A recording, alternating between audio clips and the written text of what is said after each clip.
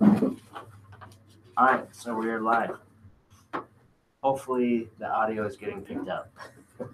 I think there was one thing in the last week, in the end of the slide that I don't think we ever covered. It was a rating, hazard rating. It was just one of the last two slides. What were we talking about? Machine guarding? Electrical machine safety and stuff, and I think it was for an evaluation how to, because I don't think it was on you in class. It was in there when you reloaded it. There was a new slide, or at least one or two slides at the end. I don't remember covering it at all. Do you have them pulled up? I'm trying to, but it'll take forever. Do you need these two? Does anyone have the last two slides on from last week? No. Exercise. No, we named that slides. All I have is exercise. This, and then this one. That's the last of the slides. So if you can find them, show me. Yeah. And we'll talk about it. Was it this one or was it the time before? I thought it was this last one. I feel like it was the time before. Maybe it was. If it was the first lecture, then yes, there is. Okay. There's a video review that I posted on Canvas covering that stuff. Okay. So it's for the fault tree analysis. That was it. It was after all that. It was at the very last two, and they weren't in Yeah. when we were in class, and then you added them on there. Okay. Yeah, visualizing as a network hazard assessment. Yes. Okay, not my bad. It wasn't last week. It was the week before. So no worries. So So you added more slides to that? I changed the original slides. I'm not sure that besides the changes stuff was added, but I tried to organize it better, and the slides reflect the way that I was trying to teach it. Okay. Anyway, so if you were unclear on that or want to review fault tree analysis and how to do the math for that, then watch the video. Where's the It's video? not that long. If you go into module 1, then there should be a link. I think. Yeah, I also said there. Yeah, so it's FTA clarification on FMAT. Thank you for asking.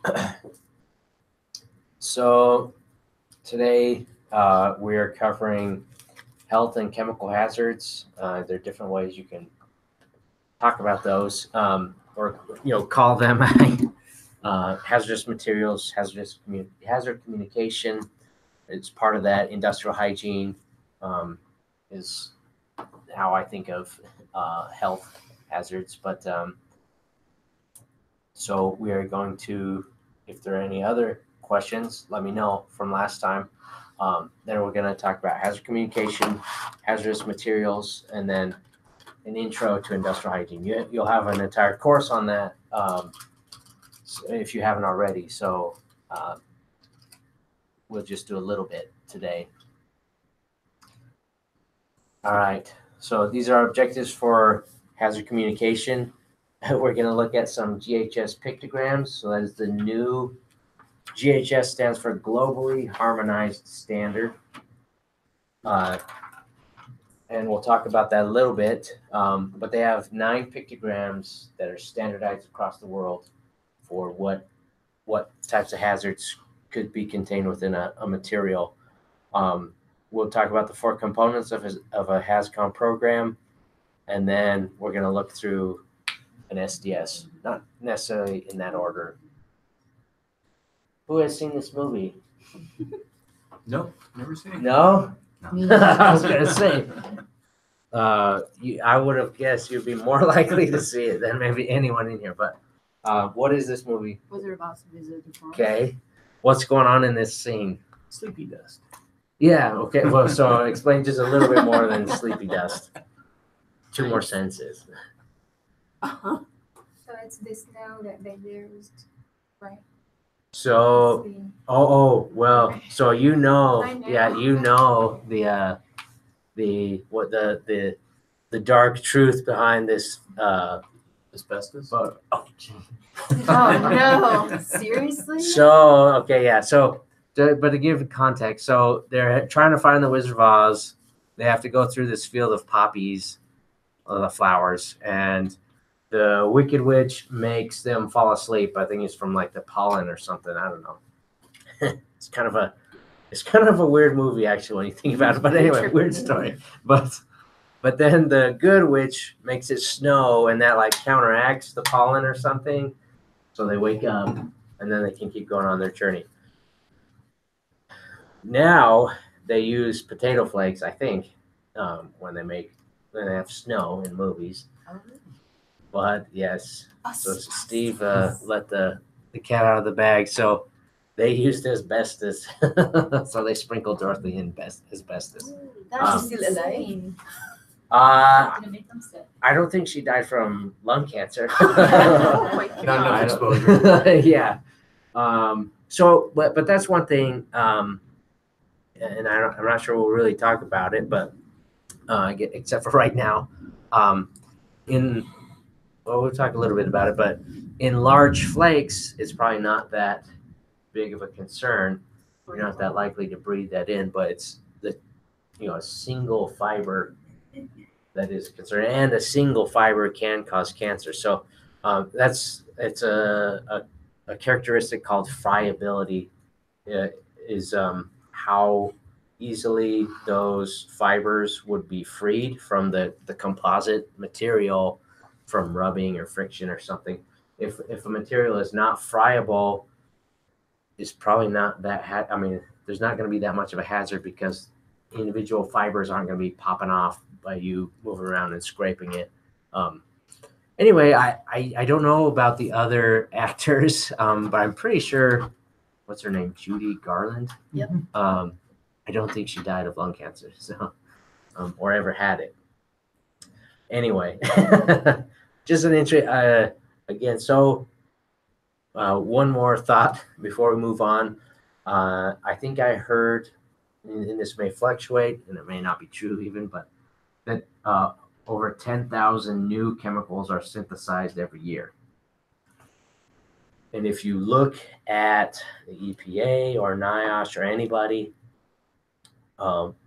those chemicals that we regulate with standards for concentrations and exposures, you can fit them in a book. I mean, the book is about that thick. It's a little bit smaller, but they're, at least for NIOSH's case, they're about 700. So 700 that have a standard and a permissible exposure limit. And the rest, most of them we don't know. We don't know for sure what they do. And so that's one reason why we are kind of reactive. We didn't know about asbestos. It wasn't until a bunch of ship builders and shipyard workers started getting lung cancer. They're like, hold on, what's going on? Shoot, this stuff causes lung cancer. So, and that's how it is with a lot of the chemicals that we use. So you never know. we have, chemicals usually fit in certain families and groups, and so you can imagine that the function and the effects will be similar in that family and group. But again, you never know. I have a question. Yeah. Is it still used for as a heat cancelator? I think there are some cases, some places where it is used. I can't remember, but there are. But it's not nearly as common. So it's not like in each house. Right. It was in the 70s or late 60s or somewhere in there where we realized, and then we said, okay, no more. So if your home was built after that time period, then you should be good. That doesn't mean it is asbestos free, but the chances of it, again, being in something where it's friable and it can get loose in the air is a lot. There's still a lot of houses here that have roof tiles that are made of asbestos.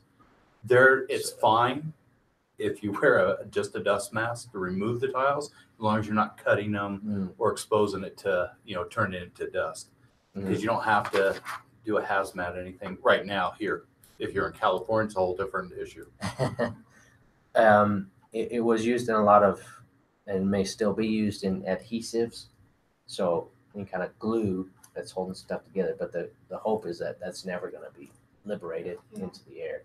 Yeah, same thing. The VA hospital used to be an old army base. A lot of the houses there, they're actually decommissioned because there's a lot of asbestos.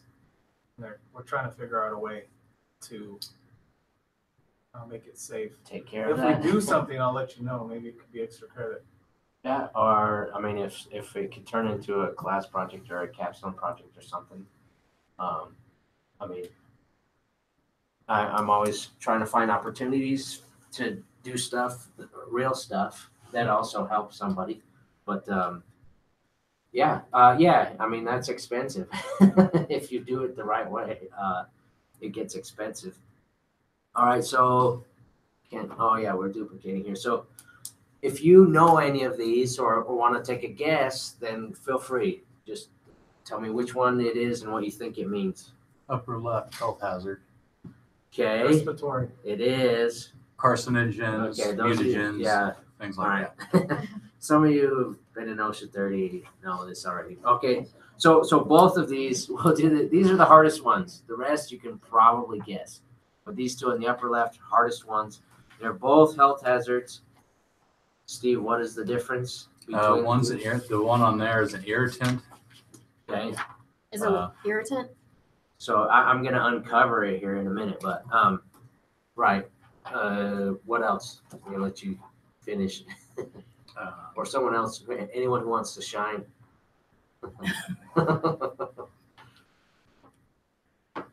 We just talking you're about right. those two? No, be familiar with all of them. But again, these two are the hardest. The others, you can probably guess what they are, right? So, Poison, acid, yeah, combustible. right. This one might be, might be a little bit harder. We'll talk about it though. So Oxidizer. they're both health hazards. Mm. The exclamation point tends to be more acute, not chronic, but acute health hazard. So something like an irritant. So it's not going to feel good, but you're not going to get cancer, at least not that we know of. Like I said, you should always have an asterisk there if you're ever going to make that statement. Not that we know, we don't think you'll get cancer. And it tends to affect more external, the body more externally rather than internal. So you can see irritant to the skin and eyes. I'll talk about skin sensitizers in a minute. Narcotic effects, that's a little bit more internal, but acute. And again, not cancer. Doesn't mutate your DNA or anything. Respiratory tract irritant. Okay, yeah. So it'll irritate your lungs or airways. But I'm going to talk about sensitizers in just a second. Forgot that was on there, but anyway, it also depletes the ozone layer, so that's not good. So skin sensitizer. My brother, while he was in college, he worked for a geology professor who had this aquarium. I think it was for I don't know why he had an aquarium, but it had a logical reason for his teaching and stuff in geology. Anyway, my brother's job was to mix these chemicals and mix it in the water to maintain a certain alkalinity, certain salt concentrations, and over time he started getting this rash on his arms. And at first he didn't know where it was coming from, but he eventually figured out that it was coming from his job. When he would go to work and do his job afterwards, he'd have this rash. And he's trying to figure out how to deal with it and treat it. But so he found this steroid cream that helps it. But eventually it got to the point where it didn't matter if he had gone to work or not, he had the rash. So what likely happened is that his skin became sensitive to that chemical. And once your body is sensitized to any material, it can take a very low amount, maybe even one molecule of that chemical to cause the reaction in your body. So basically it's an autoimmune reaction And you and I am curious because this same brother, we think he has rheumatoid arthritis, which is also an autoimmune disorder, and he's younger than me, which is he's young to have RA. But anyway, and so I always wonder, like, is it linked to his job where he was mixing those chemicals? But anyway, so that's what sensitization means. You could get to the point where an exposure to a single molecule will set you off with whatever unfortunate thing you're experiencing. Now, skin is one thing, but your lungs would be another. So, again, more serious health hazards. So these are more chronic. These three, we're talking about, mutating your DNA, changing the code for your body, basically, which is not good. And then a respiratory sensitizer. So if you breathe in a single molecule of whatever this chemical is, then you could have a reaction. And you can imagine it'd be worse if your lungs were inflamed and upset than if your skin was inflamed and upset. And then, it may target other organs in your body. So not good. So when you see what looks like the guy with his chest exploding, that's really bad. Exclamation mark means, well, you don't want to lick it, but stay away from that. Okay, so someone said this one. Poison. Yep. Acute toxicity, poison, Acid. right? So corrosives. So it could be acid. It could be a strong base as well. What about the dead fish? Danger to aquatic life. Right. So environmental. This thing says aquatic toxicity, but I think it again. So all the words on here are straight from OSHA's website. I know it's more than aquatic, but that's what they have listed. So this one, Yeah, but if it was poison to fish, it would be poison to humans too, right? maybe. But not necessarily. So, like insecticides and pesticides.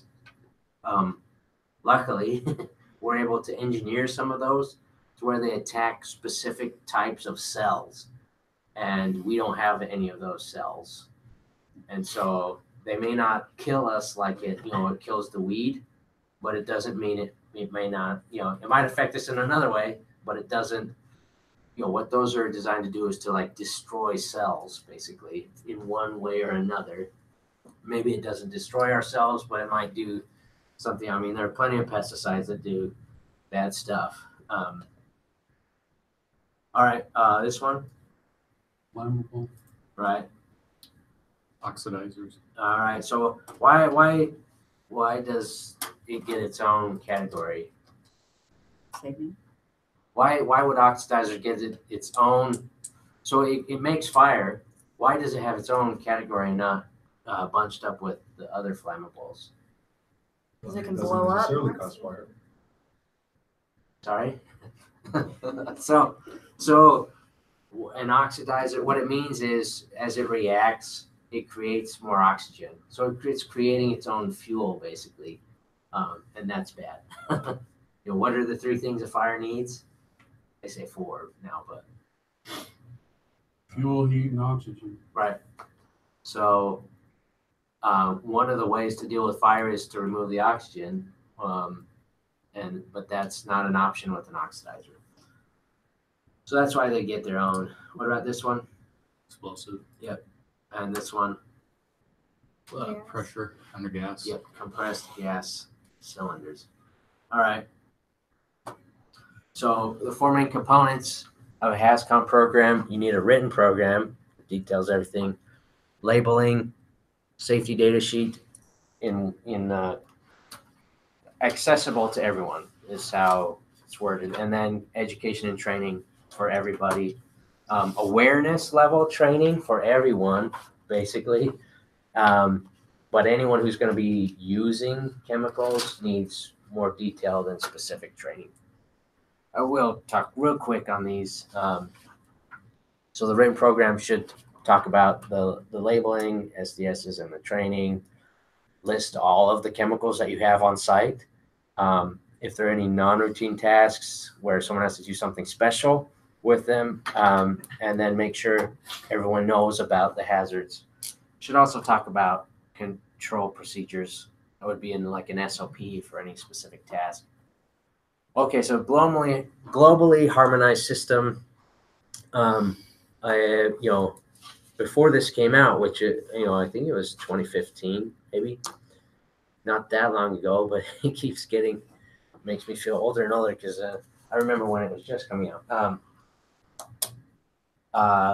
Before GHS, a lot of countries had their own system for labeling chemicals. So I've seen plenty of manufacturing facilities that had pallets of chemicals and powders from China, and they label it different than, besides most of it being in Chinese, it's just labeled differently than the way we do. Now that shouldn't be the case. We haven't seen that stuff in a while, but it should have a label with this information, and it won't look exactly like this. Each one can kind of lay it out the way they want, but it should have this information. So it will have the identifier. There's usually a common name or like a trademark name for the chemical. But then who can explain what CAS is? CAS. When we're talking about chemicals. So I believe it stands for Chemical Abstract System. It's just it's a fancy way of saying every chemical is assigned a unique number ID. That is usually the best way to identify exactly what you have, because one company may have this, it's the same chemical, it's some generic thing. They both produce it, and each of them calls it something different. Even if you follow the rules of chemical nomenclature for naming chemicals, you can end up with different names. And some chemicals might have 10, 20 different options for naming them properly. So the CAS number is helpful. Try and find that if you can. Information about the manufacturer, precautionary statements. So these are details of what might be here. So what is this again? What are we concerned about? Health hazard. Chronic stuff, like it's gonna change our DNA or something, and then flammable. So these hazard statements will give you a little bit of detail on what these mean. Highly flammable liquid and vapor may cause liver and kidney damage. Okay, so now we know which organs it's gonna mess up. And then the precautionary statements will give you more detail on what to do, and also may give you some more detail on health effects, although I think this is mostly just handling and managing, and then other how to contact the manufacturer. So Dr. Reed, do those replace the MSDS? So yes, so they should move over to Okay. SDS. We all know it means the same thing, but and I'm Do not. they complement them or they? It replaces. So if there was a company that produced something in 1980 and now they're no longer in business and no one makes that anymore, you're not going to find an SDS. You'll find an MSDS. Same idea. One thing that GHS does, though, is I don't have it on here, but they used to not be standardized. There was certain basic information that manufacturers were required to include, but there was no standard format. So you could have an SDS on, from one manufacturer that had sections, maybe it didn't have all the sections and it was all in different order. Why do you think that might be a problem to not have a unified format for your SDS? So if something happens, it's hard to figure it out fast. Right. So if you're used to looking at an SDS where first aid is the first section, Yeah. and something happens, so you run to the SDS book to see the MSDS book to look for the first aid for this chemical, and it's, I don't know, somewhere in the middle. So you're sitting there looking for while the person is, suffering.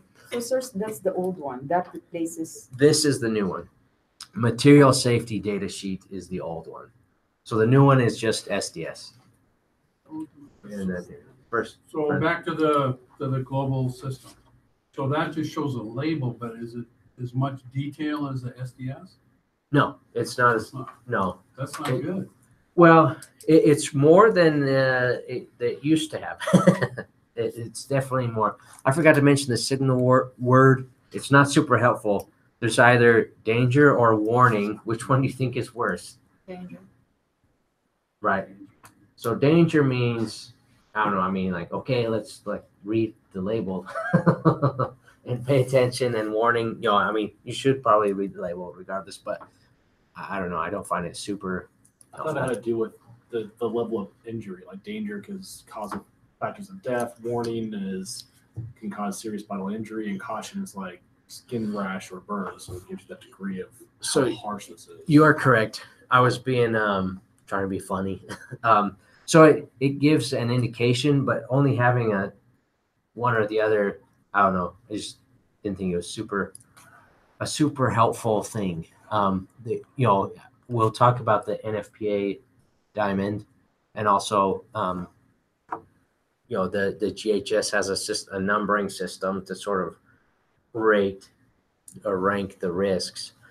I think that would be a little more helpful than the signal word, but and then Abner. I was just gonna say to you, Fred, the MSDS, what I Right. basically did, because they did it when I was in the Navy, so I dealt with this every day. Basically, they just simplified it and made it a format standard. That was the whole purpose. The label, the GHS label. Yeah, the language, and so it's like he said, so The it's all label and the global. SDS. Yeah. So all SDSs will have the same 16 sections in the same order with similar information. There might be some differences. Okay, so I'm still kind of unclear. So then you're gonna have the GHS label on the hazardous material. Yes. And you'll have an SDS sheet. The sheet does Or- not. Yes, the sheet is. So we're gonna do an activity, and you'll need light. But Because this is what you need to determine all. so the SDSs should be in a book somewhere that are readily accessible to everybody.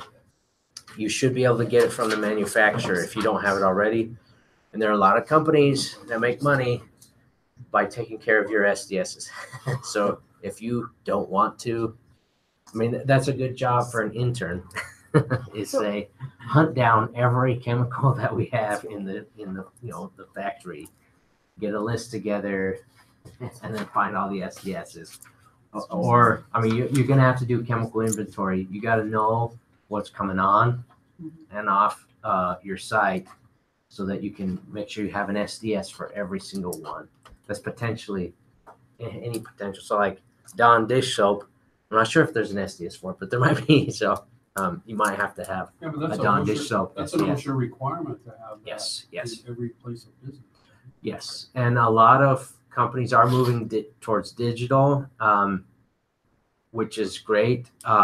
You just have to make sure that if the power goes out, there's still some place that's readily accessible for people to get it. Or I don't know. I mean, if I know the internet went out up here a few years ago when a cable got cut. Like Northern Arizona lost the internet for a couple of days or something. It was crazy. They said it was a squirrel.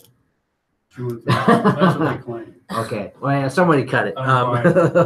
So anyway, that could happen. So you need to think about those. Make sure that if you're gonna still work when there's no power or no internet, how do you access it? Sir, sorry. So MSDS was replaced by SDS. Yes. Okay. Yes. Right. So the new is SDS.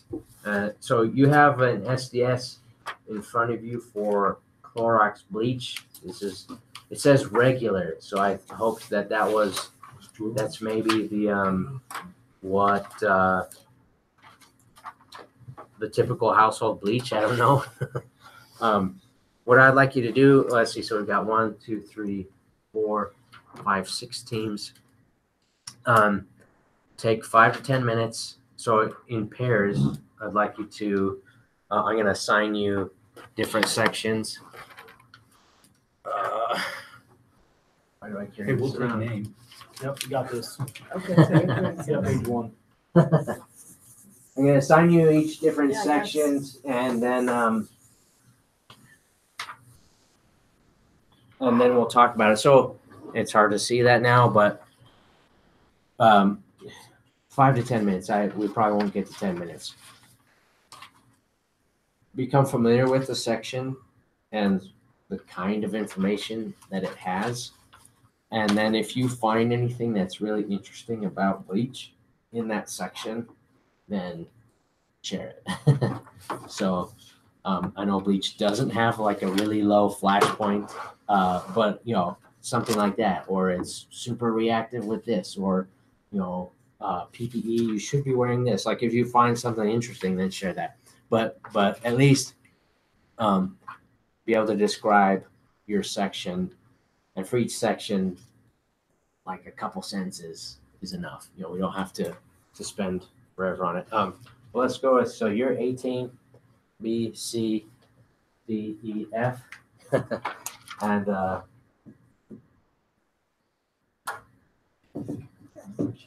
then there'll be me. So let's go 1, 2, 3, 4, 5, 6. I'll do 7, 8, 9, 10, 11, 12, You look at that, 13. I'll look at it. And I'll finish this off. 15. Those numbers It's not in section It 9. says section. So it's section 3. Yeah, 1 out. Is there an extra one? Or, well, I guess I'll pull that.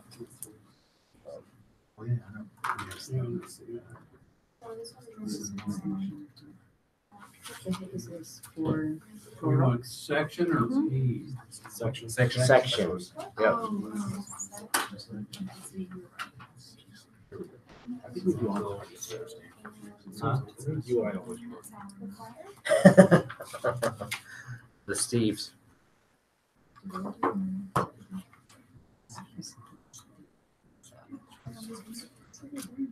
What we can say about this. Yeah. If you find any interesting information. Oh, about this one here from, about plural. Just section 9. Okay, about this one, and then I'll find an interesting whatever. Yeah, whatever you can say about it.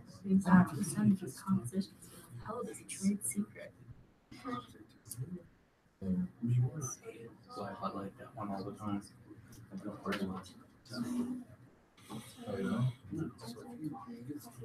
When your hands are so white. Yeah, we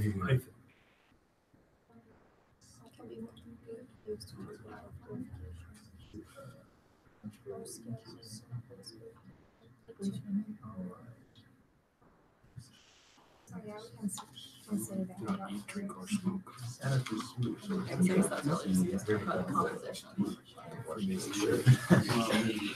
Silk my tobacco. Go.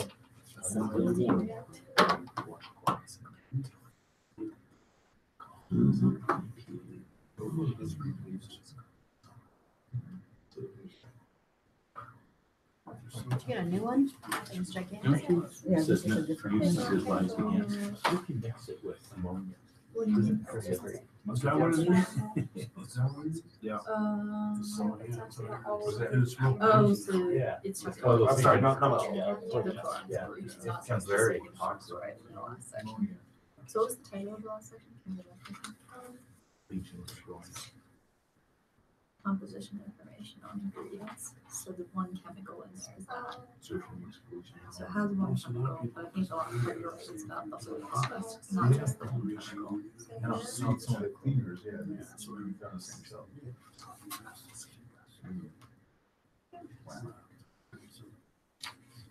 That's the equation.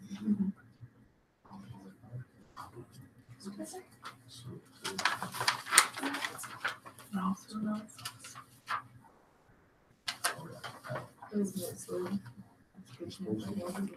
stable under conditions.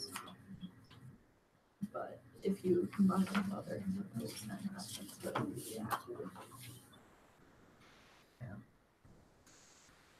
Maybe another minute? Is that enough time? Some of you already done? That's good. I was like, is that a Sharpie? That would be. I just noticed right now when So, coastal is, so we use membranes typically with the eyes, nose, and mouth. That's cool.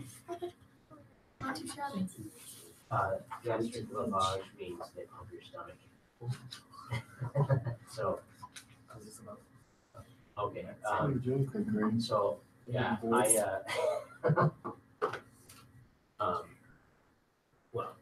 let's share something.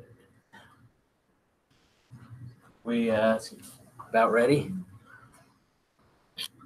So let's go with the A team. Well, what's in section 1? Other name. Wow.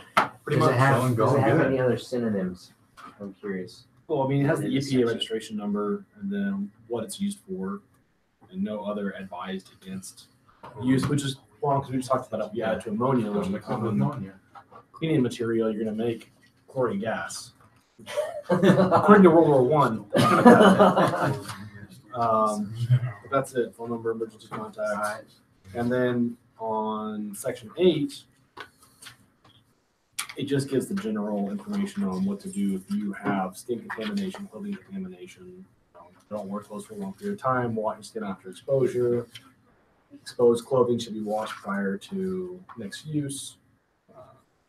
And then if you get it on you, shower, eye wash, or ventilation systems for the general safekeeping. So It's sodium hydrochloride. section 8 also has, if there are any regulations regarding exposure limits, then it will be in section 8. But bleach has none. If I just put my hand in it for 20 minutes. Yeah, exactly. How mine No. stays softness up.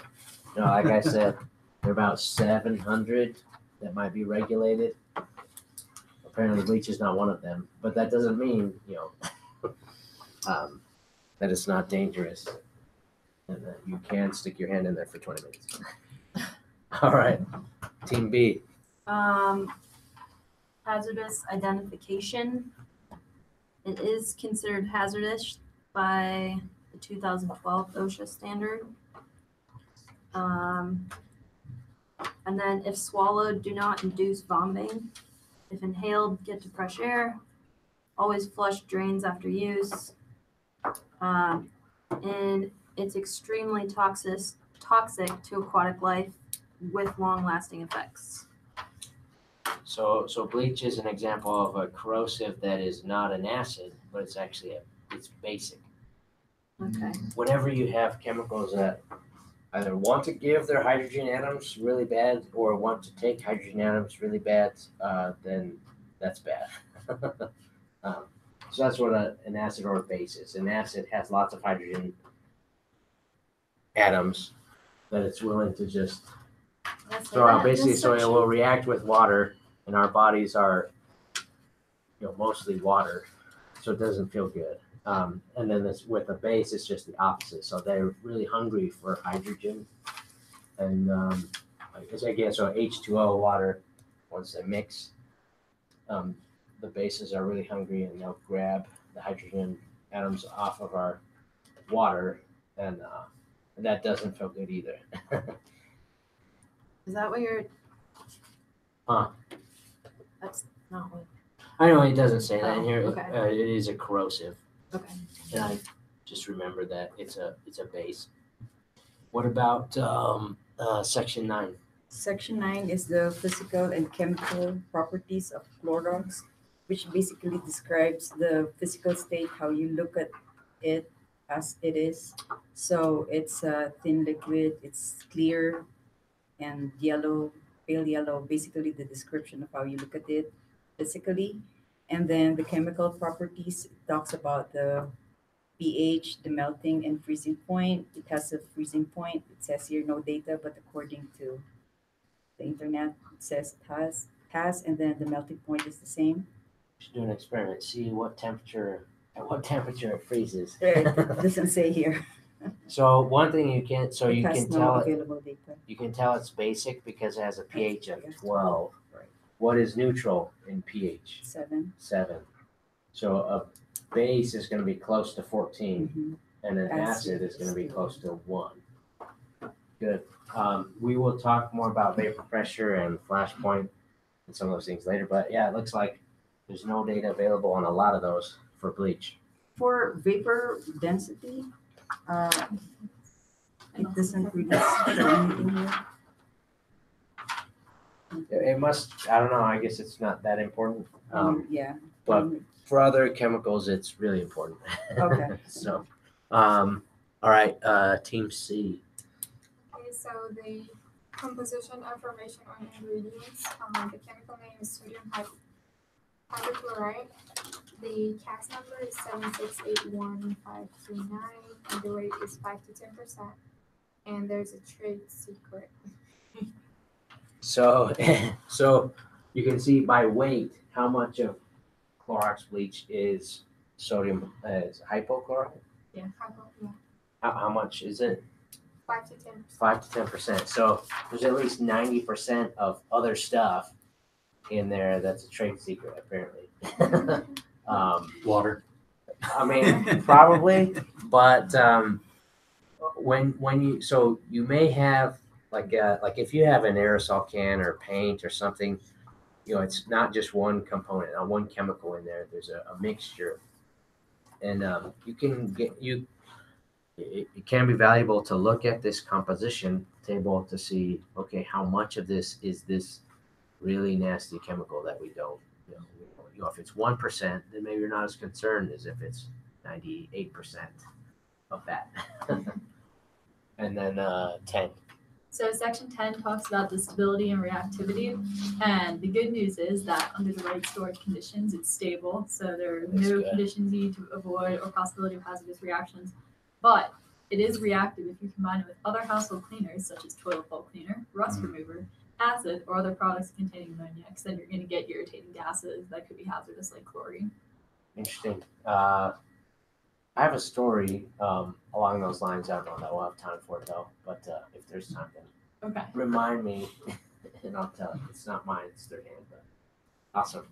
All right, team D. So there's section 4.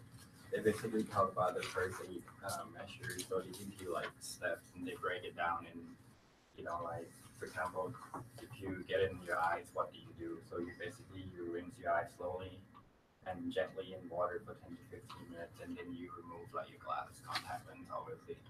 And you call poison control center or a doctor for that treatment device.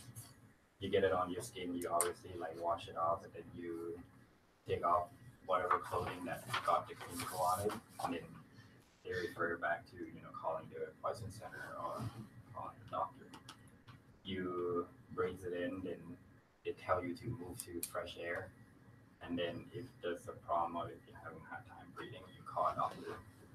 And then if you inhale it, that's inhaler. If you ingest it, so basically you should drink a glass full of water. But if you're not able to swallow, then obviously you call a doctor. And yeah, basically calling a doctor or calling a poison control center is that general advice. And then they also have like a little line that tells you what you should do if you're helping someone. You know, like don't get close, don't come into contact with it and all that stuff. So if you just accidentally chug like a glass of bleach, what does drinking water do to help? Dilute it. Yes. What'd you say? Good. So Dilute you're it. diluting it. So sometimes milk is the preferred Yeah, milk. over water. Is it milk of magnesia? I mean, so just go by whatever the SDS says, or well, actually, why don't you guys finish do your next section, 11. So I covered toxicological information. Yeah, so if you have poison, then you just like. So the inhalation, basically, I'm going to tell you everything that this chemical does, which is a chemical called sodium hypochlorite. So if you inhale it, your exposure to vapor or mist may irritate your respiratory tract or cause coughing. So if you start coughing, you're around this chemical, expect that. And it also may cause pulmonary edema, which means liquid in your lungs. Your eyes, obviously, it's corrosive, and you may have severe damage to your eyes. Your skin may cause severe irritation in your skin, and then if you have it on there for long periods of time, you're going to have skin damage. Ingestion may cause gastrointestinal tract and respiratory tract nausea, vomiting, diarrhea. So let's say that I got toilet cleaning duty. And I'm using bleach. It's part of my job, I guess. And but what could happen that would really increase my chances of getting that skin irritation and damage? Not wearing proper PPE. So either not wearing gloves, or if I am wearing gloves and bleach gets down inside, then I'm wearing it all day. My hands are in it all day. Then you don't want that. And then, yeah, further down here is this. So it's not classified as, I said, no information is available, carcinogenic potentials unknown. So they don't know what. We don't know. I mean, it's probably not, but we don't know. So a couple of resources, if you're ever just like wondering about toxicology or more health effects, or you want to read up more, something called the HSDB Health. I forgot what the S stands for, but Health something database. it's a government website. And then the NIOSH Pocket Guide. So I actually worked on a project. The NIOSH Pocket Guide is really good for. I mean, I'd recommend. You can ask NIOSH for one, and they'll send it to you. Tax dollars. Anyway, I actually worked on a project to update the NIOSH Pocket Guide. We used the HSDB as our sort of reference, detailed reference, to then transfer and like summarize that information into the Pocket Guide for first aid. And what else did we do? I've suppressed those memories, but anyway, it's really interesting to read about some of these chemicals. I mean, some are not that big a deal, and like they have all the standard recommendations: drink water, don't pump their stomach.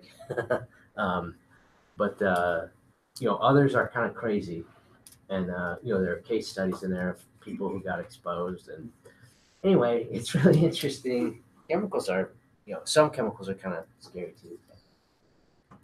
That's what substances. Okay, hazardous substances database. Thank you. And where were the case studies in that database? They're in there, yeah. So you can pull up a certain chemical, and it will list it's kind of a compilation of everything that we know about that, and it'll list case studies. This person was at work and got exposed to this, or this person was trying to commit suicide, so they drank a gallon of this, and then so that's how we find out a lot of what these do to humans is when someone got exposed at work, or they were trying to commit suicide, or stuff like that, and all that information is there. So okay, this happened to them, and this treatment works. This one didn't. That's kind of stuff. All right. Okay. So for the firefighting measures, just as like use an extinguisher, don't use water, probably will be ineffective. And then the product could burn eye, skin, and mucous membranes. And then its thermal decomposition can increase sodium chlorate and irritating gases and vapors. So just be like irritating to breathe in. Like if you're putting out the fire, wear protective gear. And 12.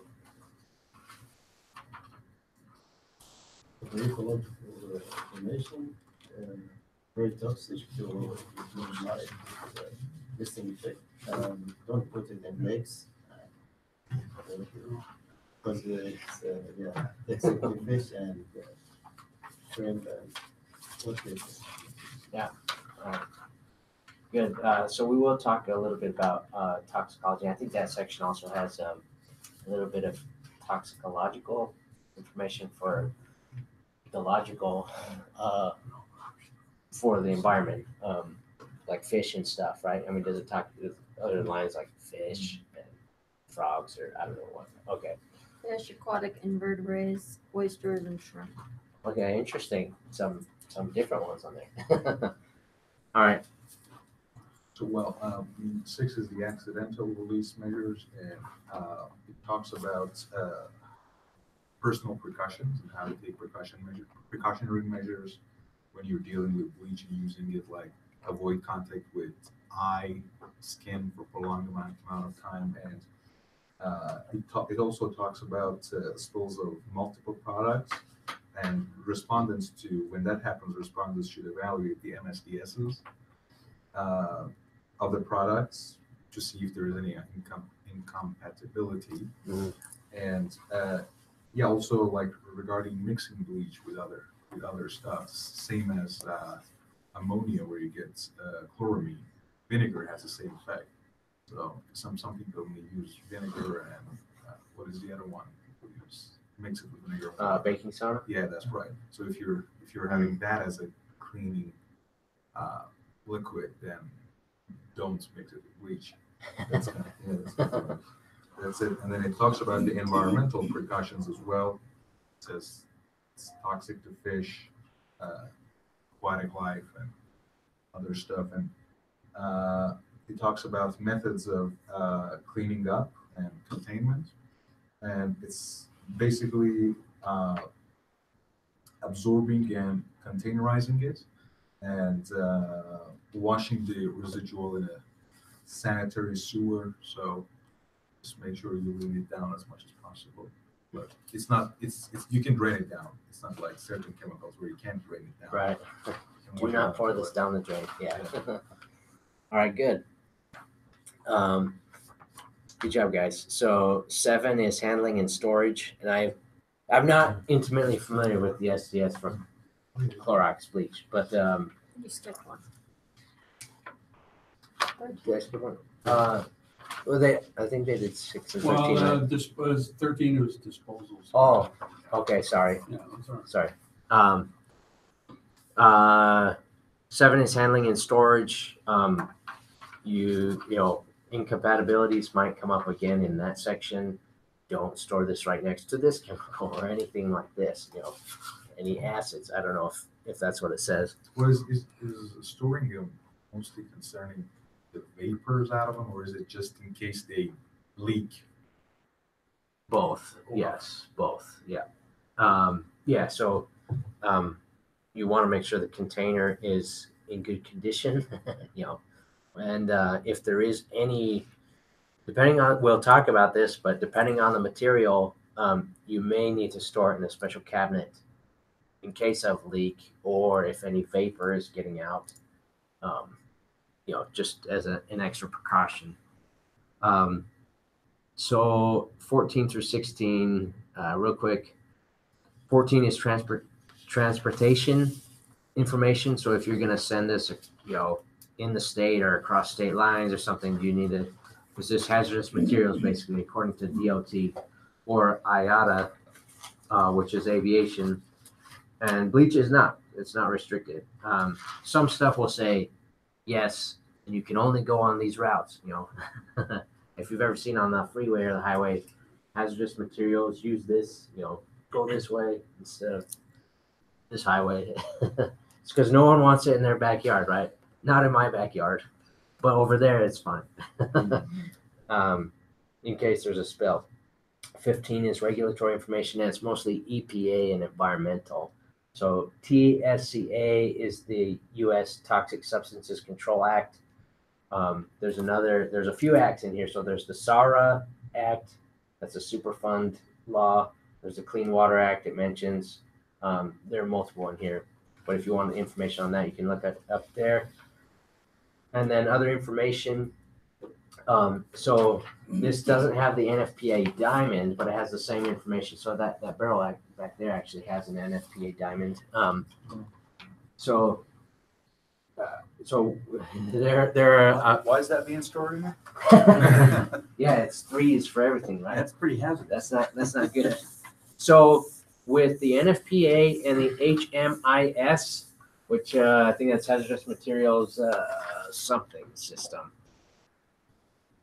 The higher the number, the more NFPA and HMIS. Higher is bad. Lower is better. Yeah, low is good. This is the one thing I don't understand about GHS. For GHS, That's the other way around. right. Low is bad and high is good. They're trying to make it, intuitive and helpful, and I think in a lot of ways they did. But that was one way they did not. Anyway, so just remember that. If you're looking at it and confused, it's okay. Then actually, could somebody hit the lights again? So just the big ones. I don't know which. I should remember which switch. Okay. That's not supposed to be right there. It's going to come up later. So here's an NFPA triangle. You've all seen that, I'm sure. They're on placards, right? Same thing? Same Stuff thing, I that's on the assume. trucks and all that? Well, it could be different. It could be different. But this is the most. The purpose of this is generally for hazardous materials, so that first responders can, even if it's with binoculars, but they can see from a distance what are they dealing with. So they usually have a tanker will have the number of the material, plus you might have an NFPA triangle, so that you can see from a distance what are we dealing with. Can we get closer or not? I'm not going to go into this. We're going to move a little faster. But everyone should have kind of an awareness training, and those who handle stuff should get more in-depth training. Let's just review a few of the harder ones. So this one. DNA can change DNA. So more chronic and internal health hazard. What about this one? Acute. Acute and more external generally. And this one. Oxidizer. Why are they bad? Because they generate their own oxygen. Right. All right, so hazardous materials. I'm going to move through. Just a reminder of why we do what we do. There are too many people who do get injured, whether it's chemicals or something else, and it affects people and their families. And just a reminder. That's why we should care about hazardous materials. Was that Prescott County? I don't know. That was Google Images. Maybe it's in Santa Clara. Is that where Google? No, I mean it's just I don't know.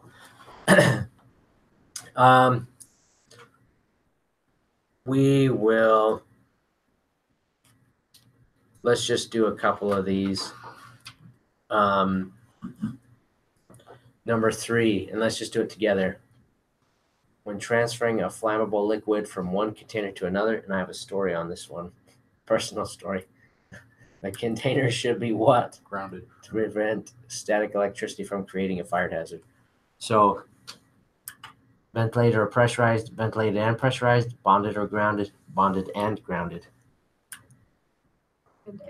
Well, it could go more. Bonded and grounded. Bonded and grounded. And we'll talk about what that means.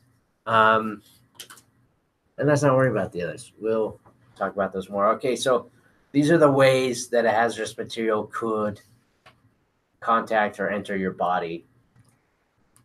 So inhalation, Ingestion, you chug a glass full of bleach. Absorption, you get it on your skin. So some chemicals will absorb through your skin into your blood, and some won't.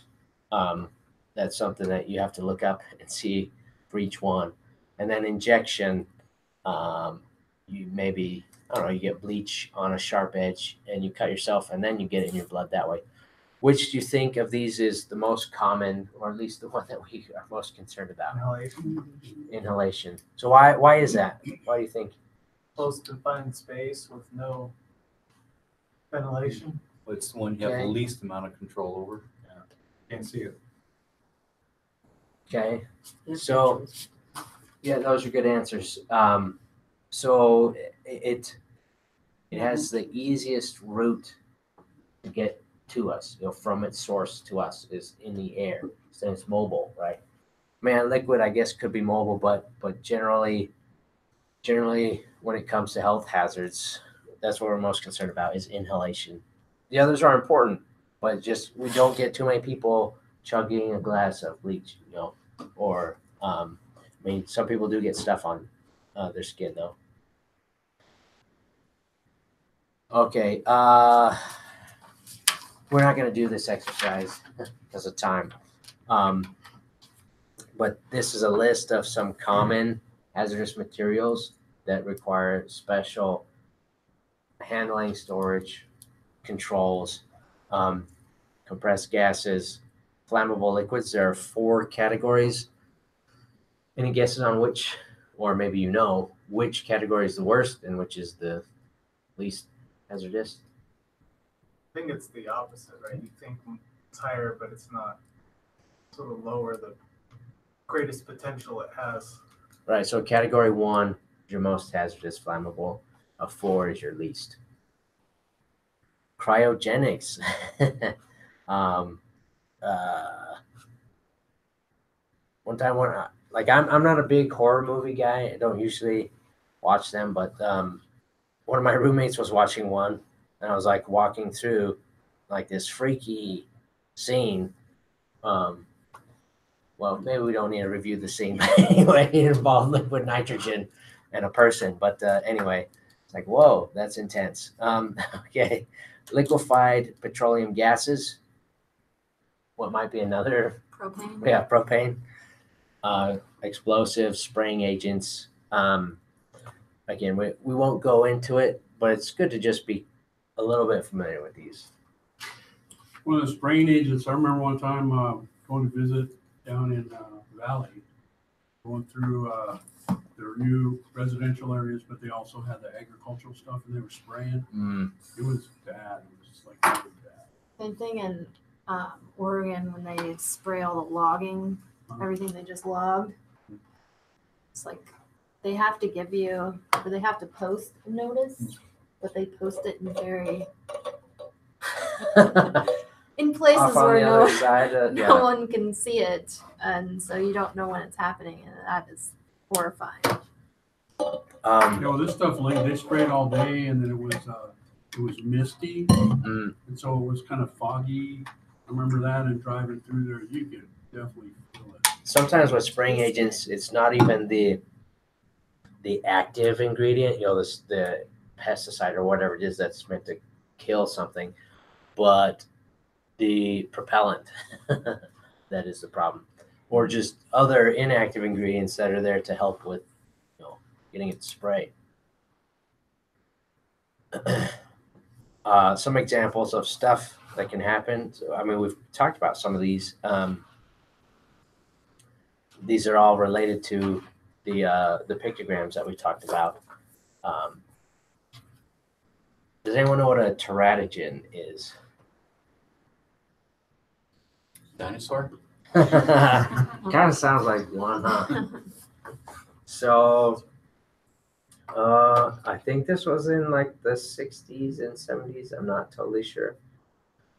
But there was a morning sickness drug developed by this company that, it was effective at reducing or eliminating morning sickness symptoms of pregnant women. It did not get FDA approval in the US. It did get approval in Europe by whatever their equivalent FDA is. I don't know what it is, but there was, and so this is one of the scary things about chemicals. So sometimes chemicals, they have the exact same composition, but they're mirror images of each other. If you're familiar with organic chemistry, then you might know what I'm talking about. But this, I forgot the name of the drug, but the compound might look like this. It might have some of this, 50% of this image, orientation, and then 50% of this. One orientation was just fine, and it worked just fine. The other orientation was a teratogen, and what that means is it causes birth defects. So you can imagine the population that you at least want to have this drug is the one that's taking it. And so there were thousands of kids in Europe born with defects, mostly like missing limbs and stuff. Anyway, there are lots of stories. Is that meant to increase red blood cell count? Is that what that drug was for? I don't know exactly how its mechanism. Okay. But yeah. Anyway, What is I it don't called know. again? Teratogen, TERATOGEN, I think. But was it thalidomide? Remember that? Yes. Yeah. That might have been it. Oh, man, that was in America too. I mean, there was serious. My serious grandpa had a super rare bone marrow disease, and they actually put him on that drug to keep him alive. I mean, So it turned out I'm not sure. I'm sure we could Google it. But anyway, it's just a story, an example, instead of looking at and talking about text on the screen to make it real. So we're going to talk real quickly about some of these. So compressed gas cylinders, they need to be stored properly. So they should have a chain. If you look on YouTube, you can see videos of these when I don't know exactly what happens, but somehow this valve, or the regulator comes off, and it's like a missile. Anyway, I haven't seen any videos with gore yet, but I'm always curious. Hey, is this going to be the one? It's usually on LinkedIn. Safety people are like, "Oh, check this out. Don't do this." Like, whoa, I can see why. Also, you see this like locker. There's a separate one here, and then all these others are in this big one. So some, like the big one is acetylene and oxygen, I believe. You should not store those cylinders next to each other, because if there's any leak, the gases will interact and you'll have an explosive environment. So if you're going to store them together, usually there are requirements for keeping them separated. Usually not with a gap like that, but a certain material that's rated to. Anyway, you don't have to know details. Just know that exists. Storage cans for flammables. They have spring closing lids. Usually you can't get them in more than 5 gallons, and it's designed to relieve internal pressure if there's a fire outside. So the can won't heat up and blow up, and then you get more. Flammable cabinets. They're also chemical cabinets. So we're talking about categories. For flammables, you can't have any more than 60 gallons of 1, 2, or 3 in the same cabinet. If it's a category 4 flammable, you can have up to 120 gallons. Ventilation. So the worst categories have to have ventilation. To this point, this much ventilation. We're not going to talk about it in detail. And then the category 3 with a flash point below 100 degrees Fahrenheit. And we're going to talk about what flash point means. An explosion-proof apparatus means that even if you do get a vapor leak inside and it blows up, it's the container is not going to blow up. Just, there's going to be a boom inside. It also should be designed to prevent ignition of that vapor in the first place. Grounding and bonding. So this picture is of that. Oh, and this one as well. And so my story. So my dissertation using alternative fuels, diesel fuels, in underground mining. At the mine, the U of A's, lab mine, with my brother, and we were changing the fuels in the loader. So we're pumping the diesel out, and then we're gonna pump the alternative fuel in. And they have this little hand, it's not hand operated, but like a car battery operated pump that you can use to change the fuels or, fuel the loader. And we emptied it out. We were having issues getting it to work in the first place. So we were almost gonna, I tried to siphon it out of the tank, but I only had a little tiny tube. It was like drip, drip, drip. And I decided it's gonna take forever. We don't have this much time. But anyway, so I'm trying to put the alternative fuel in the tank, and it's not like a car tank, but anyway, like all these sparks all around where the nozzle is interfacing with the tank. And anyway, luckily I did have my brother there, because he was like, no, like, we're not gonna do this. I was thinking, well, maybe I can get this to work. And ironic, because I'm the safety guy. But anyway, we did not blow up, thankfully. But Was it static electricity? well, so the thing is, it was the pump was hooked up to. It wasn't. The pump was hooked up to my car battery, because the battery that the mine had was dead. Anyway, that was one issue after another. It's usually how it goes. So we hooked it up to my car, but I'm pretty sure the strength of those sparks were not from just static. They were probably from my car. Anyway, so just bonded means you connect the two vessels together so that they share the same charge. The issue is when they have a difference in charge. And then connect to the ground so that there's a way for that electricity to go to the ground. That's what that means. And again, for category 1 and 2, and then category 3 with a flash point above 100. So intrinsically safe means an instrument that, even if it's in an explosive environment, it's not gonna ignite that environment. I'm familiar with this only because of in coal mining, anything you send into the mine has to be intrinsically safe, because methane gas comes out of the walls, just seeps out of the coal. That's one reason why coal mines are so dangerous, is the air is flammable, the walls, the floors, the ceilings are flammable, everything is flammable. So anyway, so everything that goes in has to be intrinsically safe. It's not going to start a fire. There's no spark or extreme heat. So what's the answer to this one? Yeah. A. Yes. We didn't really talk about hierarchy of controls. We've talked about it a little bit, so we won't worry about that.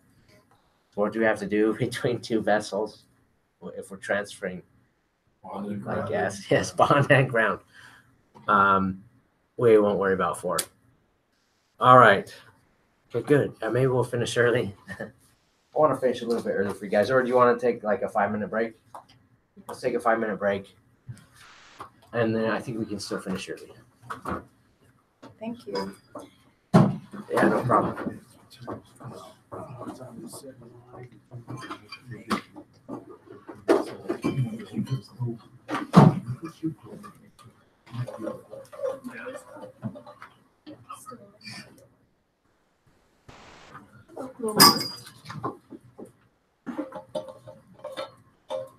What was your impression? Did you get? No. Here's the thing. While I was studying the temperature, I was thinking about something else. I had to cancel yesterday. I don't know, for some reason my body was so bad. So when's your next appointment? Sadly, the doctor's going to be in a conference in California, so next Wednesday. One of my Yeah, but brothers, when we were everything is growing up, ready. I mean, we were little, Yeah, I understand, we but poured but bleach I don't know in how long. some milk and drank it. Oh, no. thankfully, Really? I went to, he had to go to the hospital. Yeah. Doctor said that saved your life because it's broken there. Wow. Yeah. Molded, What? heated, That diluted it. Yeah, that's. Yeah. Well, and the other thing is, Yeah, it's remember already how they, cheap. because there used to be a bunch of YouTube videos on the static, like people Well, put stuff in the bed liners and the pickups. impression you mean the casting. You know, Oh, slide around, so they have the empty thing in the, Friction. yeah, they'd have the empty vessel in the car, in the Oh, trunk, yeah, that's right. sliding around, and so then they go to put the gas into the gas station, and it would just, there's all kinds of old YouTube videos of that just exploding. Yeah. Just from the So static they've already done electricity, that. but just when So they were he's not pouring ready it in. for me to Wow. go, and doctor So, wants to yeah. check That's one reason to maybe. if it fits all right. Well, they you warned can you. always do this, but to have a plastic vessel. Well, yeah, right. Plastic can rather Yeah. than a Right. metal can. But there's all kinds of warnings, but I'm sure people don't read it. That's what it's from. Yeah, a lot of people, they're either ignorant or Stupid. yeah. Lots of One of the stupid, two. lots of stupid people. Kind of like me. Luckily, my brother was there to say, no, Yeah. let's not try that again. So we filled up a can and then poured the can in. There you go. Or I can't remember how we did it exactly, but we did it in something plastic, Mhm. and that solved the issue. Lock it down. Wow, that's good. But then yours is flat, That's bad. And both he told me, up and lower. So once it's flat, you cannot chew anymore because there's nothing to yeah. grind it. That's bad. You have to stop it. You have to stop it, otherwise your teeth will going smaller and smaller. When your teeth got smaller, this one gets smaller, then you have a space here. Oh, yeah. You know what I mean? That's a Because it problem. atrophies. Yeah, No, it doesn't atrophy. Accretion, yeah, it's accretion. So it goes like this. Yes. Do you understand what I'm talking No, about? I totally get it, actually. Yeah, Actually, so the once you have doctor a told me space about it. there, Yeah. then your teeth, your facial structure will go, you know what I mean, like it will go smaller too. Oh, Am I making sense to you? But that's the Yes. extreme of it. I'm sure your doctor will probably not. It'd be go nice that to have far. both. Yeah.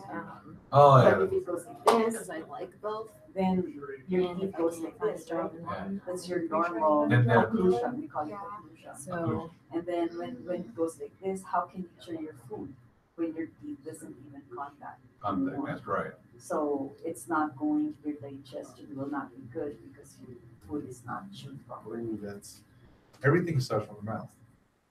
Basically. Yeah, but that was my past life, so I don't even want to That's recall it, right. but that's how it works. Oh, good. Wow. No, I can recall it, but That's, that's my past life, that's what I said. I see that. I see that.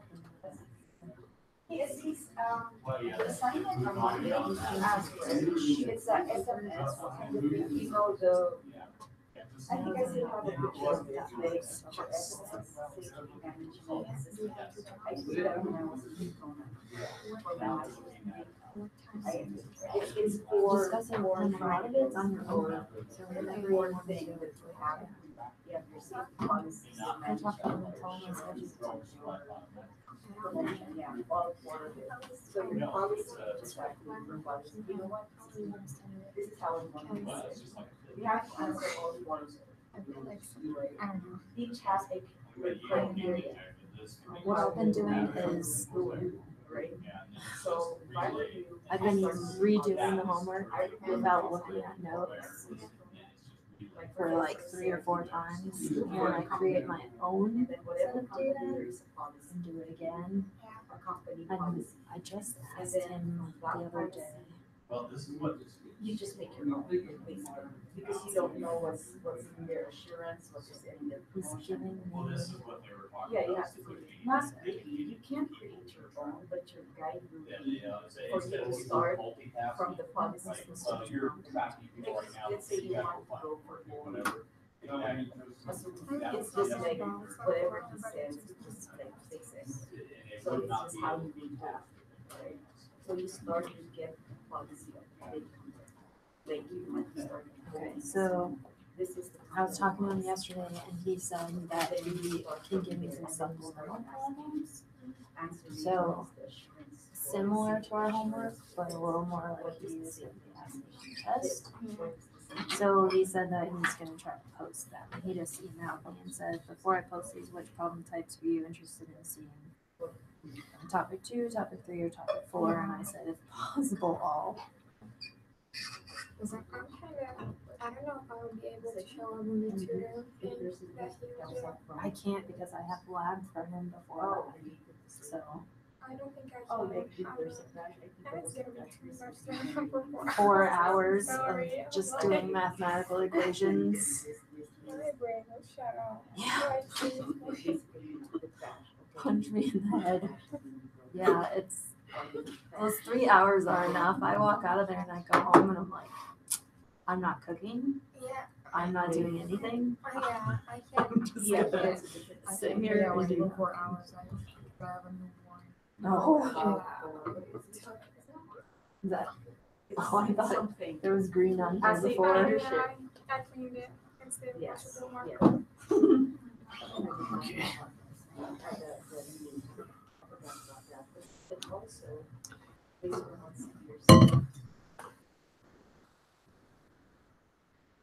So people will come in. Just finish early. I'm tired. These are our objectives. It's just a brief introduction to industrial hygiene. So we're going to talk about the respiratory system and then auditory system. And this is going to be the most math that we do today. We will do a little bit more, but this one is easy. I mean, I'm having you guys do the sort of rule of thumb, quick and dirty way. Is that of the doing add this. 2? Huh? Add 2? The The rule of thumb? Yeah. So depending on how far apart Differential add. Yes. So we'll talk about the rule of thumb, which, like for the certification exam, or if you're in the field, it's perfectly fine to use the quick and dirty method. If you want to do the real method for adding decimal levels, then there's a bigger equation, and it's just more painful. And it's not necessary for the exam typically. So, or for the exam in this class. So, any guesses on? We'll just do this together. But guesses on 5 components of industrial hygiene, similar to any process really in health and safety. Exposure. So we're dealing with exposures and the way that we control them. Are you asking like what are the 5 safety steps? There's the same process applies to safety as well. It's just industrial hygiene focuses on this particular set. So first you have to identify, I'm thinking safety. So anticipate. So you anticipate hazards, then recognize them. That's kind of the identify part. So think ahead, like what could there be once you go see it? You go into the field, you go into on the factory floor, Boeing's manufacturing site, then you see the hazard, so you're able to recognize, oh, that's a problem. Evaluate. So that's where we measure hazards, we measure concentrations, control. You put something into place to deal with it and hopefully prevent it. And then I like to add on communicate. It's really important to be able to communicate what's going on. I have seen scientists that I like. They are probably the leading expert in the world on whatever it is they're talking about. But because they don't communicate very effectively, it looks like they don't know what they're talking about at all. and so it's the art of BSing, right? No. My PhD advisor was really good making it look like he knew what he was talking about, but I knew he didn't. I was like, oh, you don't know what you're talking about. Even though like he sounded all, eloquent or whatever. I could have pulled out my BS flag, but anyway. But communication is important. And making it at the level of whoever your audience is. So if you are a mid manager, like you're a safety manager, and you're writing a report for the frontline supervisor, it's going to look different than if you're writing a report for upper management. It's going to look different. You got to tailor it. You can't. I mean, for a lot of things, you could probably copy and paste, but there should be some differences that are appropriate. LD50. Anyone know what that is? So it's related to toxicology. If you look on your SDS, you'll see this. It's lethal dose 50%. So you can see what animals they tested the bleach on, either by having them drink it, putting it on their skin. Yeah, I know. If you want to be sad and depressed, that all the stuff that someone has done to animals, rats, and then go read the toxicology. So you'll see, how much bleach does it take to kill a rabbit and or a mouse. They did two. They did one on a rabbit and a rat. Okay. Why did they do it on two different animals? Why did they do that? Why don't they just do it on one animal? Good question. Because one animal may survive and the other may not. Yeah. And you're averaging out because you can't go test it on humans. Right. So you're going to have to get a wide field of examples. To be honest, yeah. Like the more data you have, the better in terms of being able to assess the risk posed by bleach. It is depressing that they had to sacrifice, those animals. But a rat's physiology might react very differently than a human would to bleach. Same with a rabbit. But if both a rat and a rabbit react similarly, then you might have a better. You have more confidence in extrapolating that to a human. Now, like monkeys would be the closest thing probably we could do, but it's a monkey. We don't. We're a little bit more comfortable killing rats than we are with monkeys. So, because they kind of look like us and stuff, and when something looks like us, then I don't know. Yeah, I mean, it's human nature. The issues that we have in our countries it's human nature. So it doesn't get tested on humans at all. Well, some things do. So like diesel exhaust, we had students sign up and go drive the loader in the mine and breathe diesel exhaust for 200 minutes twice. There's what would you be willing to do for $200? That's how much we paid them. And I thought we should have paid them more for what they did. But anyway, so some things where the risk is perceived as minimal, according to IRB. Well, if someone's got a death sentence by the justice system, then you might test it on them. Why not? There are special protections for prisoners because really? That's what some people think, and that's a lot of people used to think that way, and so they were taken advantage of. I'm trying to think of the better way of saying that, but anyway. So it happened before. Yeah. If you take the IRB training, then some of it is stories and case studies of stuff you should not do, but it was done. Like, oh, this researcher did this to these people. And kind of looking back now, you're like, wow, like that just seems wrong. But at that time, that was normal. Anyway, like dumping asbestos on people. Yeah, yeah, But now we know. yeah, exactly. It's horrible. All right. So there are lots of particle size ranges that we'll talk. We'll talk about a few of them, but guesses on which one might be of this list might be most concerning. The respiratory one. Yeah. Why? Small enough particles to actually get in your lungs. The smaller the particle, the farther it gets in, the more it's absorbed. So we'll talk about the differences in these, but yes, respirable is the smallest of all of these.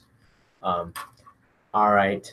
Flashpoint and vapor pressure, we'll just do the quick definition and we'll get into it more. Vapor pressure, it changes forms from the gas to liquid or liquid to gas, I think. Mhm. And flash points, it's an ignition point, something like that. Or it's the point Close. that vapor's formed from the liquid that it can cause a explosion or ignition. For a long time, I thought flashpoint was the temperature at which the vapor from that would ignite, but that is not correct. It is the temperature at which that liquid will give off enough vapor to create an ignitable mixture. So they're different slightly. Say again, sir. The temperature at which you could look up a more official definition, but Okay. the temperature at which that chemical, whatever we're talking about, will produce enough vapor that it's an ignitable mixture. There's enough of it in the air that it will actually ignite. If you had one molecule of gasoline vapor in the air, it's not going to ignite. So it's got to have enough gas vapor in the air. That is what flashpoint is. And vapor pressure is related. So you're right. And we'll talk more about vapor pressure and what it means.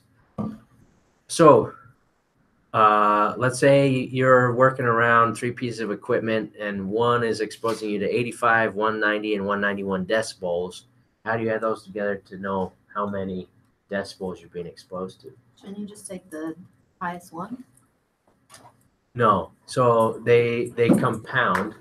So Average? we'll talk about this. Noise is a form of energy. It's a wave. It is a type of energy.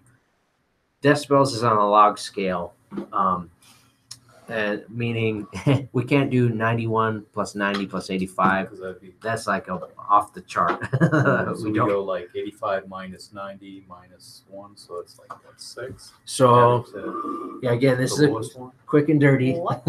Quick and dirty. So if it's 5 to 9 decibels apart, then you add 1 decibel to the highest of the two.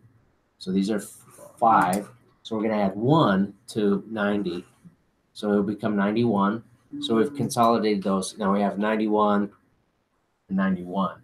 So when they're 0 to 1 apart, you add 3. So if we have 91 and 91, we need to add 3 to one of them. They're the same. So 91 plus 3 is 94. So all of these put together would be 94 decibels. And isn't it every 3 decibels is the doubling of the energy? Yes. Well, depends on who you ask. OSHA, it's 5. ACGIH, it's 3. 3 is more conservative, more, it's safer. Just draw that out. what Yeah, you just yeah. said. Hopefully this works good. I'll try and draw big too. So we have 85, 90, and 91.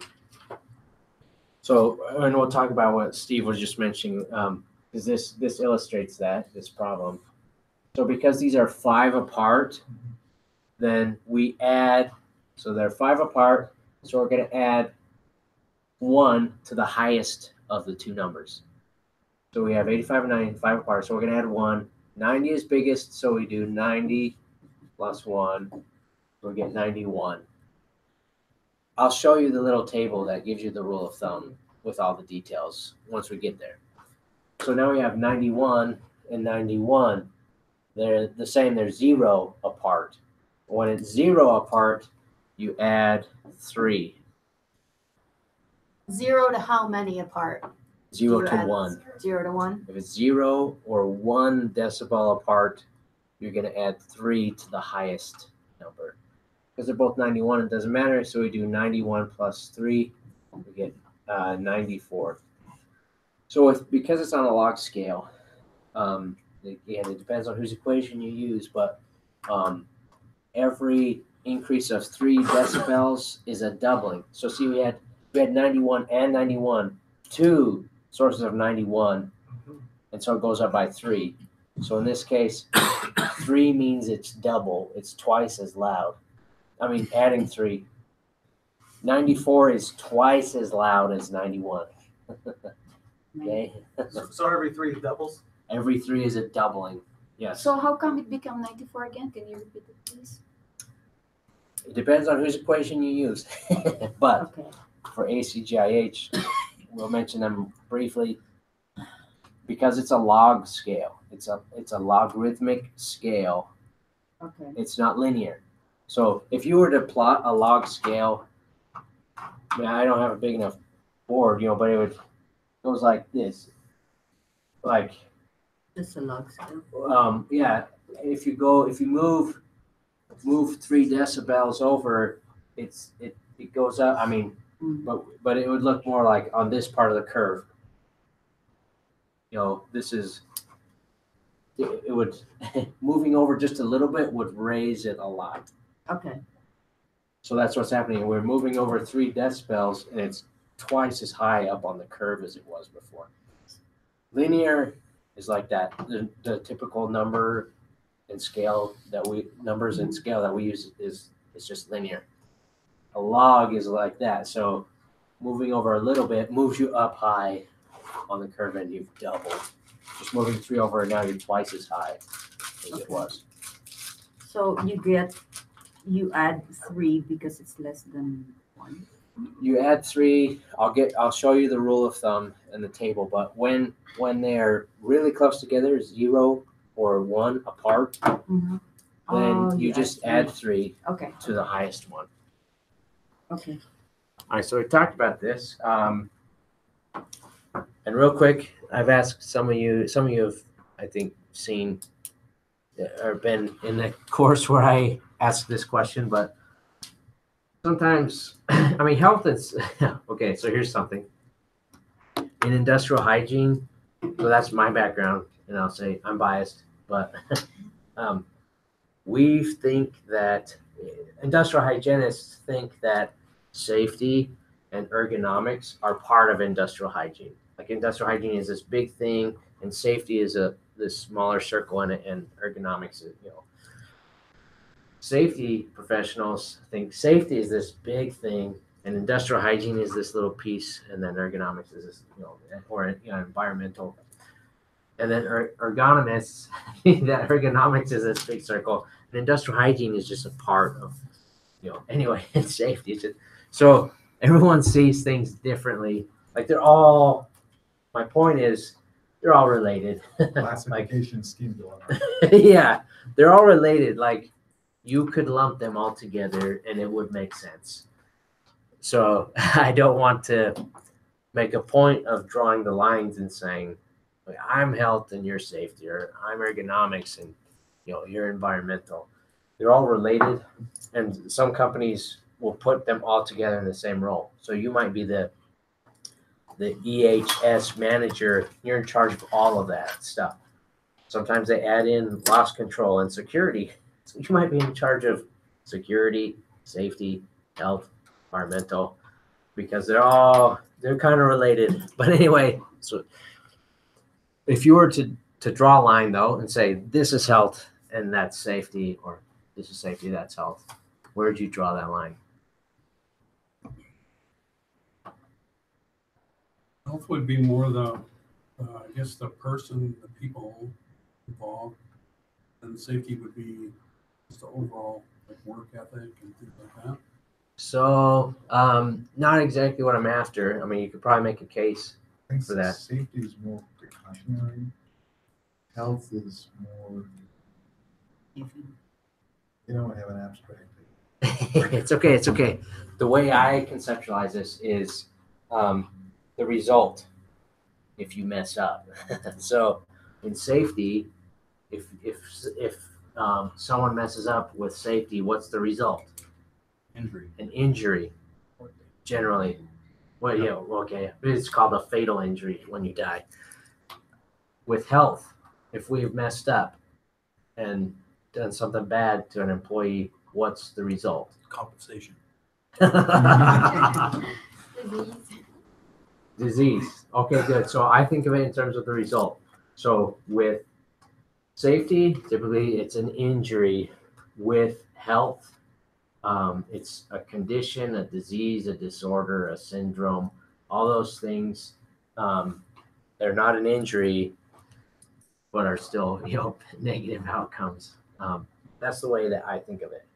Or can it be long lasting too? If it's disease, then it can be congenital. So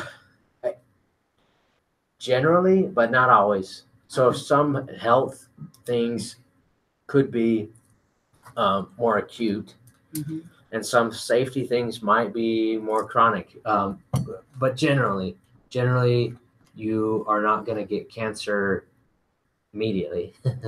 Okay. It takes years to get cancer, or years to develop carpal tunnel syndrome, or maybe not years though. I mean, some of those, the ergonomic, MSDs, doesn't take that long depending on what you're doing. Like noise, I think, did we talk about that in here? I mean, I know people who were in the military in, one incident that probably lasted 60 seconds, hearing gone in one of their ears.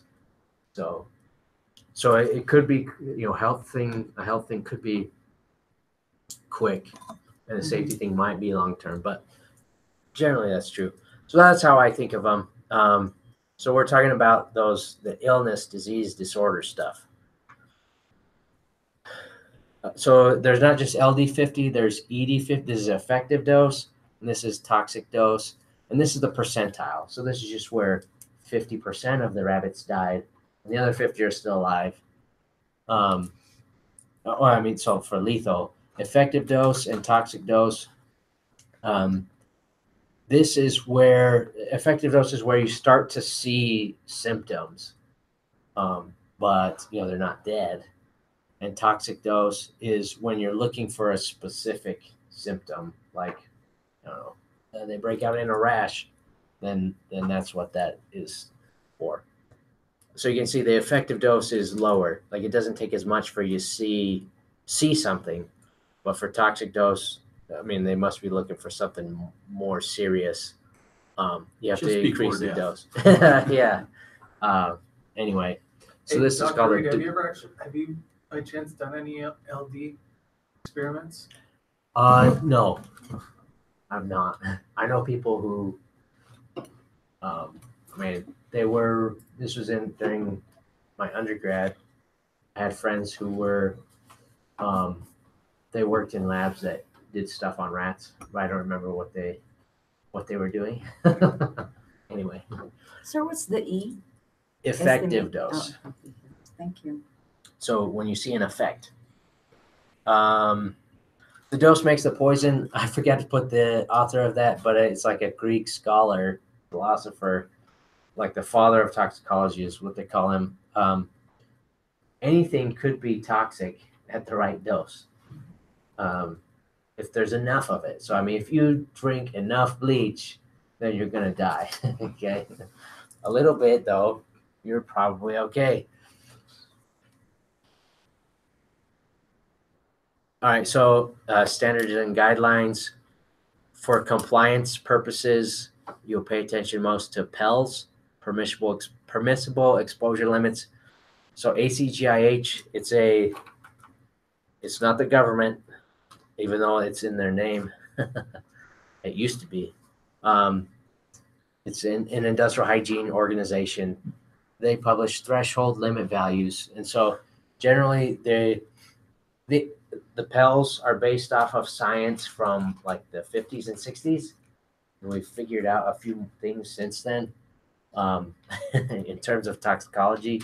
But ACGIH and NIOSH update their limits more regularly, and it's based off of new science. And So these tend to be lower and sometimes much lower than the PELs. So OSHA says, oh, you got to keep it down to this. But new science says, actually, like, it should be way down here. But you're only required to go to the PEL. Unless it's like your corporate policy to do TLV or something. There's also something called short-term exposure limit. Usually that's for a 15-minute period, but it could vary. Sometimes it's 20, sometimes it's 10. And then a ceiling, that means it should never go above this point, ever. It does all the time, but like with noise, there is a ceiling limit, 115 decibels. Those in the military, I'm sure you've been exposed to more than that.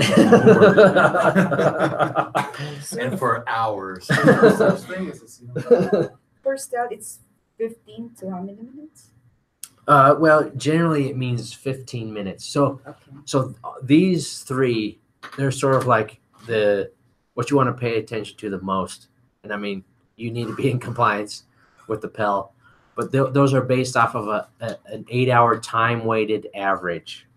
So if you thought of a real-time monitor that was taking a measurement every minute, you get this curve that kind of goes up and down. It's the average of that over 8 hours. So we're averaging all the exposure over the 8-hour, usually an 8-hour shift. That's the assumption. So that's over 8 hours. This is a short term, so 15 minutes. What do they usually do for the stealth? What do they usually do that on? What do you mean? Like when they want to do a 15-minute exposure, what is it usually on? Like what's it? Yeah. What exposure is that? Well, if you could look up in the NIOSH pocket guide, I can't think of offhand of chemicals that have a STEL. I mean, they're not as many. Radiation. But probably. But I mean, if you were going to measure it, then the person would wear a pump or a monitor, whatever it is, for 15 minutes, and then you'd be done. It's usually where they may have a really high exposure for just a little part of the day, and then the rest of the day, they're not even close to it. And so it doesn't really make sense to do these. I don't have specific examples. NIOSH Pocket Guide would tell us. But my guess is, and I'm not totally sure, that's why I said it's my guess, 98% of all the PELs are airborne exposures. If you find like a surface PEL for like skin exposure, I mean, you've found something I have not. Airborne exposures that are not, or exposures that are not airborne that do have PELs, one is noise, one is radiation. Those are the two that I can think of. The rest that I know of are all airborne. So OSHA mostly cares about airborne. We just don't have stuff for others. Okay, the respiratory system. So inhalable particulates will reach these parts of your respiratory system, but once it starts branching out, then they don't get any farther. If you think of a little smart car on the freeway going 65, I would be scared to be in a smart car on the freeway going 65. But anyway, next to a semi truck, I would especially, well, the smart car might just be able to go under its trailer. I don't know, but anyway, if they're both coming up on an exit ramp, and it's one of those 25 miles per hour ramps where I hate those, whether I'm getting off or on, because like you have to slow down before you get off, and hopefully the person behind you sees that you're slowing down, or getting on one of those, like you have to, put the pedal to the metal just to like not get smashed. Which one is going to be able to make the turn better, the little smart car or the semi? Small one. The smaller one. So with ventilation, with fluids, fluid dynamics. It's the same idea. So little particles. Well, let's finish about talking about inhalable. The big ones. Some of them are going to get caught in these concha. Can't really see it. Sorry, but they're these structures in our noses that like spin and they look like little wings and Terminates? yes, terminates. Those are designed to capture particulates. So if you're concerned about your exposure to dust or something, breathe through your nose, be a nose breather. But because the throat and the mouth don't have that. So it filters it. Yes. So, after a day in the mine, I have black boogers. So it's the hair actually that filters it. Hairs are also filtering, but these structures, spin and turn and stuff. So it's not a straight shot for particles to go through your nasal passageway. They have to be small to make all the turns and get through. Yeah. But so inhalables will get stuck somewhere in here. Some get stuck in the back of the throat. Then you get, you huck a loogie. But the smaller, the thoracic will make it down into these branches. So they get through that, and then it looks kind of like a maze. I mean, these are vessels, but the bronchioles kind of look like that. But they will get trapped in the bronchioles. And our bodies are designed to take care of that if it's not hawk's nest. Has anyone heard of that? No? It was like West Virginia in the 1800s. They were drilling a tunnel through this mountain.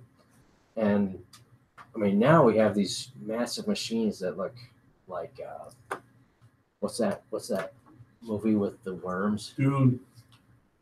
Oh, Dune. Oh, Tremors. I don't know. They look like this massive worm that's going to cut through the, they didn't have that. It was all manual. And the average time on the tunnel before you died of silicosis was 6 months. So they were drilling, no water, no ventilation, no PPE, nothing. They were breathing dust for 6 months and then dying. And, they're going through guys. Rotation again. Anyway, so if it's a little bit of dust, it's fine. Like your body can handle that. But if you're breathing a whole bunch of dust every day, that's not good. Anyway, so the respirable particulates and dust will get down into where the magic happens in your lungs, where the capillaries come in, you exchange oxygen and carbon dioxide. Get in there, start clogging it up. So that's respirable. That's why we're most concerned about that. All these other, inhalable and thoracic, they're in passageways. They're stuck in the hall. It's not that big a deal.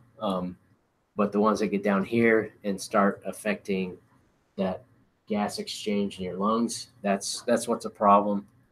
And nanoparticles, and not only do they get down here, but they get into your blood. So they present different challenges. There's been even talking about nanoparticles. There's even problems lately, last year with nanotechnology. Yeah. Where they have these micro chips. Yeah. That are getting into people's body, lungs, and bodies. Yeah. It's a new area that we don't really know because 20, 30 years ago there weren't that many nanoparticles around.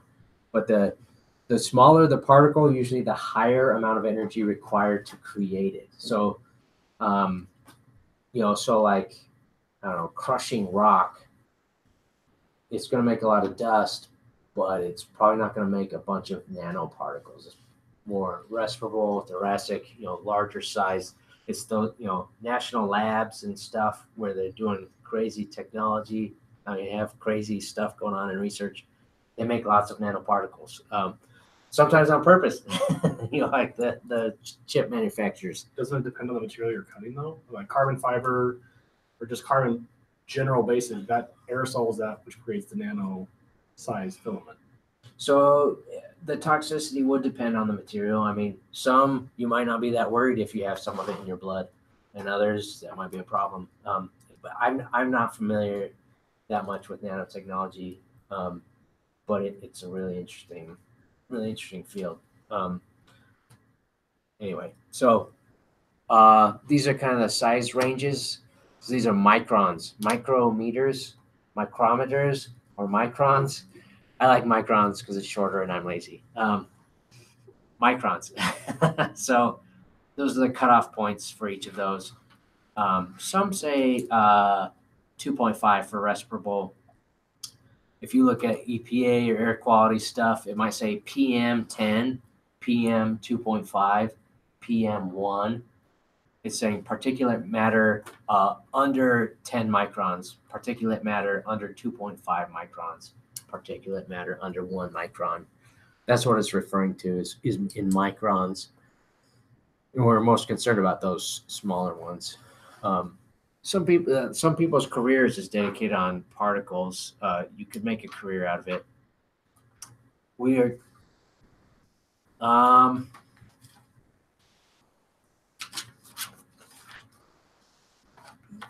Let's do this one. So, let's see. We have 6 teams.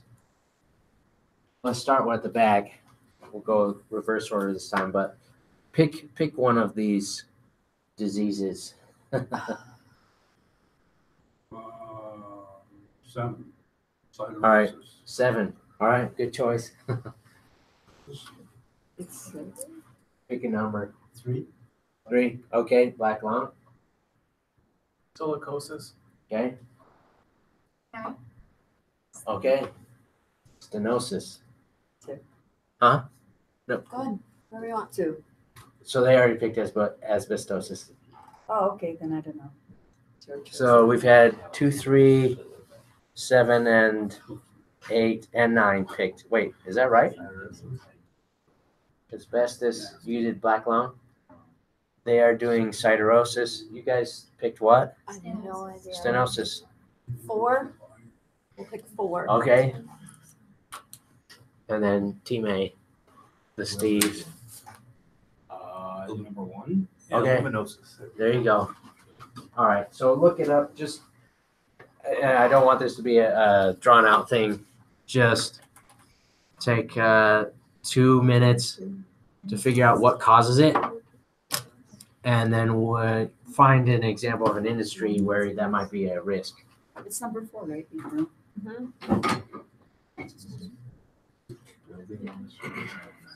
So this is, you may hear this term sometime, pneumoconiosis. There's also, in singular, it's pneumoconiosis with an I. Anyway, if you hear that, then you can feel smart because you're like, oh, I know what that is. What that means is dust, particulates in the lung, a disease caused by dust in the lung. But these are all caused by different types of dust in your lungs. So, dust lung. So smoking isn't a part of that? No. Like smokers law? No, it's not on here. This is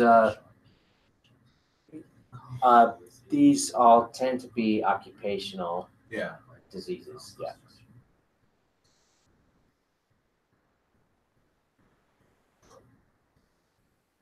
I can't believe in the 70s it was considered a healthy. Well, what we can say.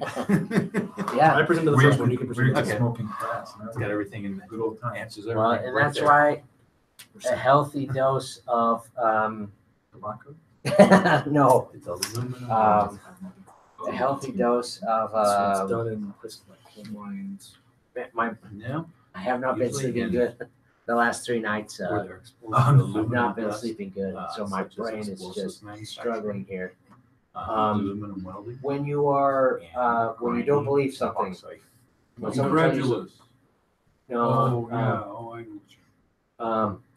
I can't believe I can't think of the word. but- Ignorance. No, it's No, when someone tells you something and you don't believe it, you're hesitant to jump on their, drink their Kool-Aid. I can't think of the word. Yes, Skepticism. it's a healthy dose, a little dose at least, of skepticism is good. Even if you're reading a journal article from Science or Nature or any journal, don't start drinking the Kool-Aid right away. I'm making a point because you're talking about tobacco smoke, but also, I mean, we still see this, today where scientific evidence starts to contradict thought from prior years. Yeah. Like with weight loss, I mean, it's always changing, but it was fats are bad, and now it's fats are good, and before it's carbs are good, and now it's carbs are bad. So, use that's I think one of the things that at least I would hope that you would take away from grad school is, think for yourself. To a degree, I mean, we have to accept some things, but have a little bit of skepticism when someone says something and don't always believe it right away. Whoever's saying, even me, when I tell you something, if you want to be skeptical, that's fine. I won't be offended. I think we need more people who are like that. All right. So Fred, can you tell us about siderosis? They call it, it's from inhaling iron. So it's like a common welder, steel worker disease. And I guess I say industries, but it could also be a specific career or task. Yeah. All right, good. Siderosis, iron. It's a weird name. So black lung is most common in people exposed to like coal dust, so coal workers, stuff. Yeah, that's if you've ever seen a picture of they call it black lung because the medical examiner after they die and they did an autopsy, their lung is black because of all the coal dust. All right, you guys, I forgot what you. Number 8. Silicosis. Okay. And like the name suggests, it's basically when you work around or like inhale excessive amount of silica. So and then it said that the symptom won't even appear till after a few weeks or even a few years, and it appears suddenly where you get like a really sharp pain in your chest, you start coughing really badly, you have difficulty in like breathing. Yeah. So like Dad, what he said, a lot of people that get it, people that work at Drake, people that cut rock, cut glass, things that go up in the air, like cutting stone, and then some of the solutions that you can do, quit smoking, maybe find a different profession, don't keep being there. Yeah. What else does You it say? use wet methods. Educate yourself about the ventilation. disease, know what you have. Yeah.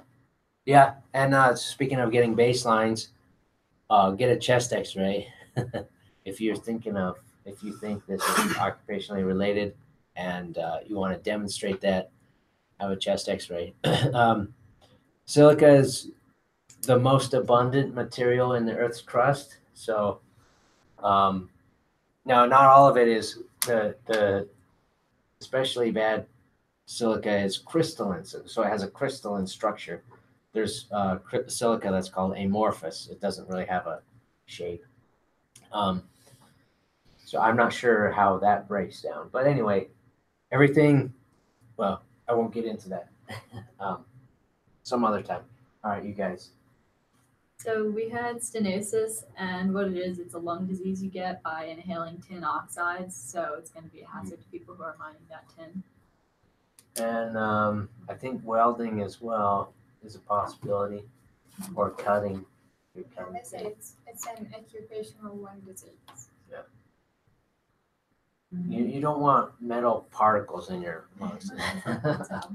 Okay, you guys. I have no idea how to say this. Number 4, I know it's fibrosis, but Bauxite. Yeah. bauxite? Anyways. Probably. I'm not. 100% sure. It's a smelter, right? Smelter's disease, which means that people who are extracting metals from their ore.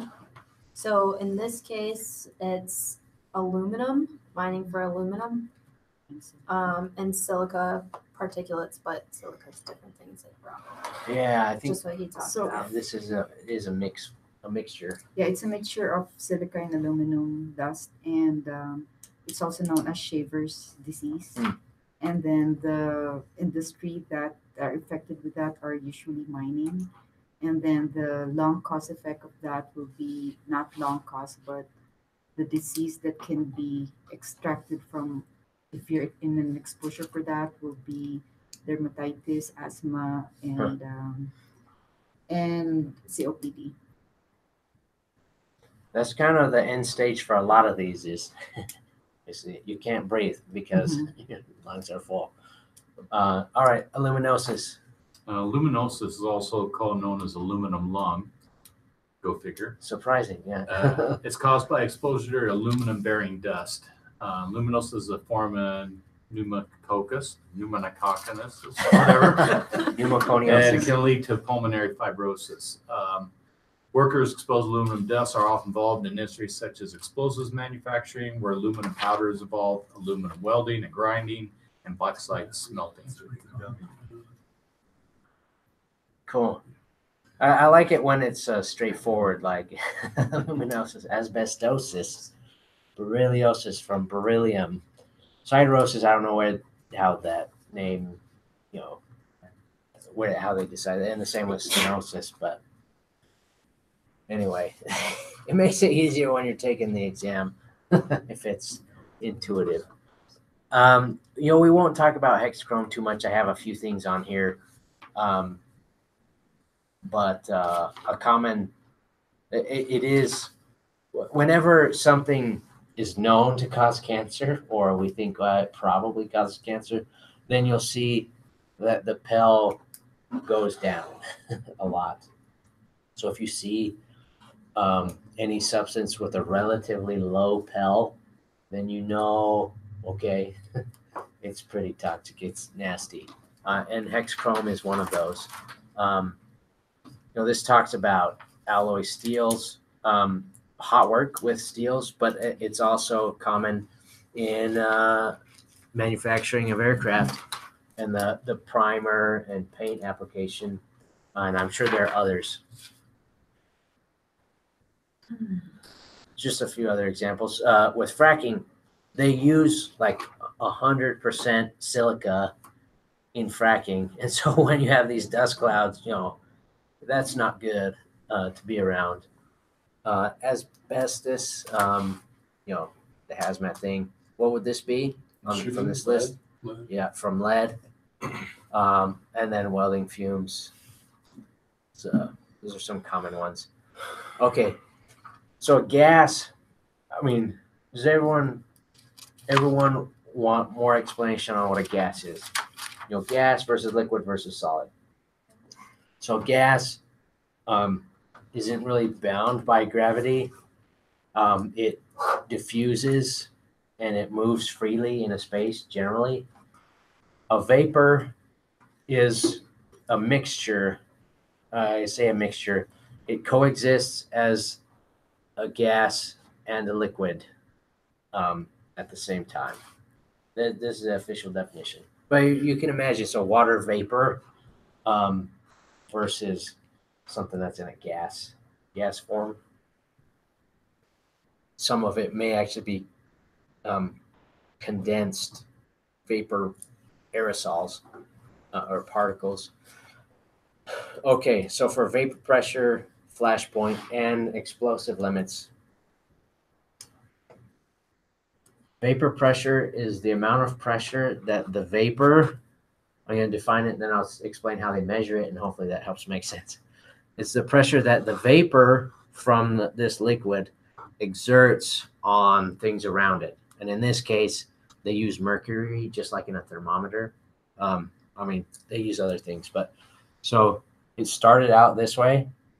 Now I'll explain how they measure it. So they'll put the liquid in this flask, I don't know what it's called exactly, but anyway, it hasn't evaporated yet. But as it is either as it warms up or if it's just warm enough in the room, molecules from the liquid will start to evaporate and they'll pop off. So just like, if you think of water that's boiling, it starts to pop off and you have vapor in this space and it starts to travel here and then it starts to push.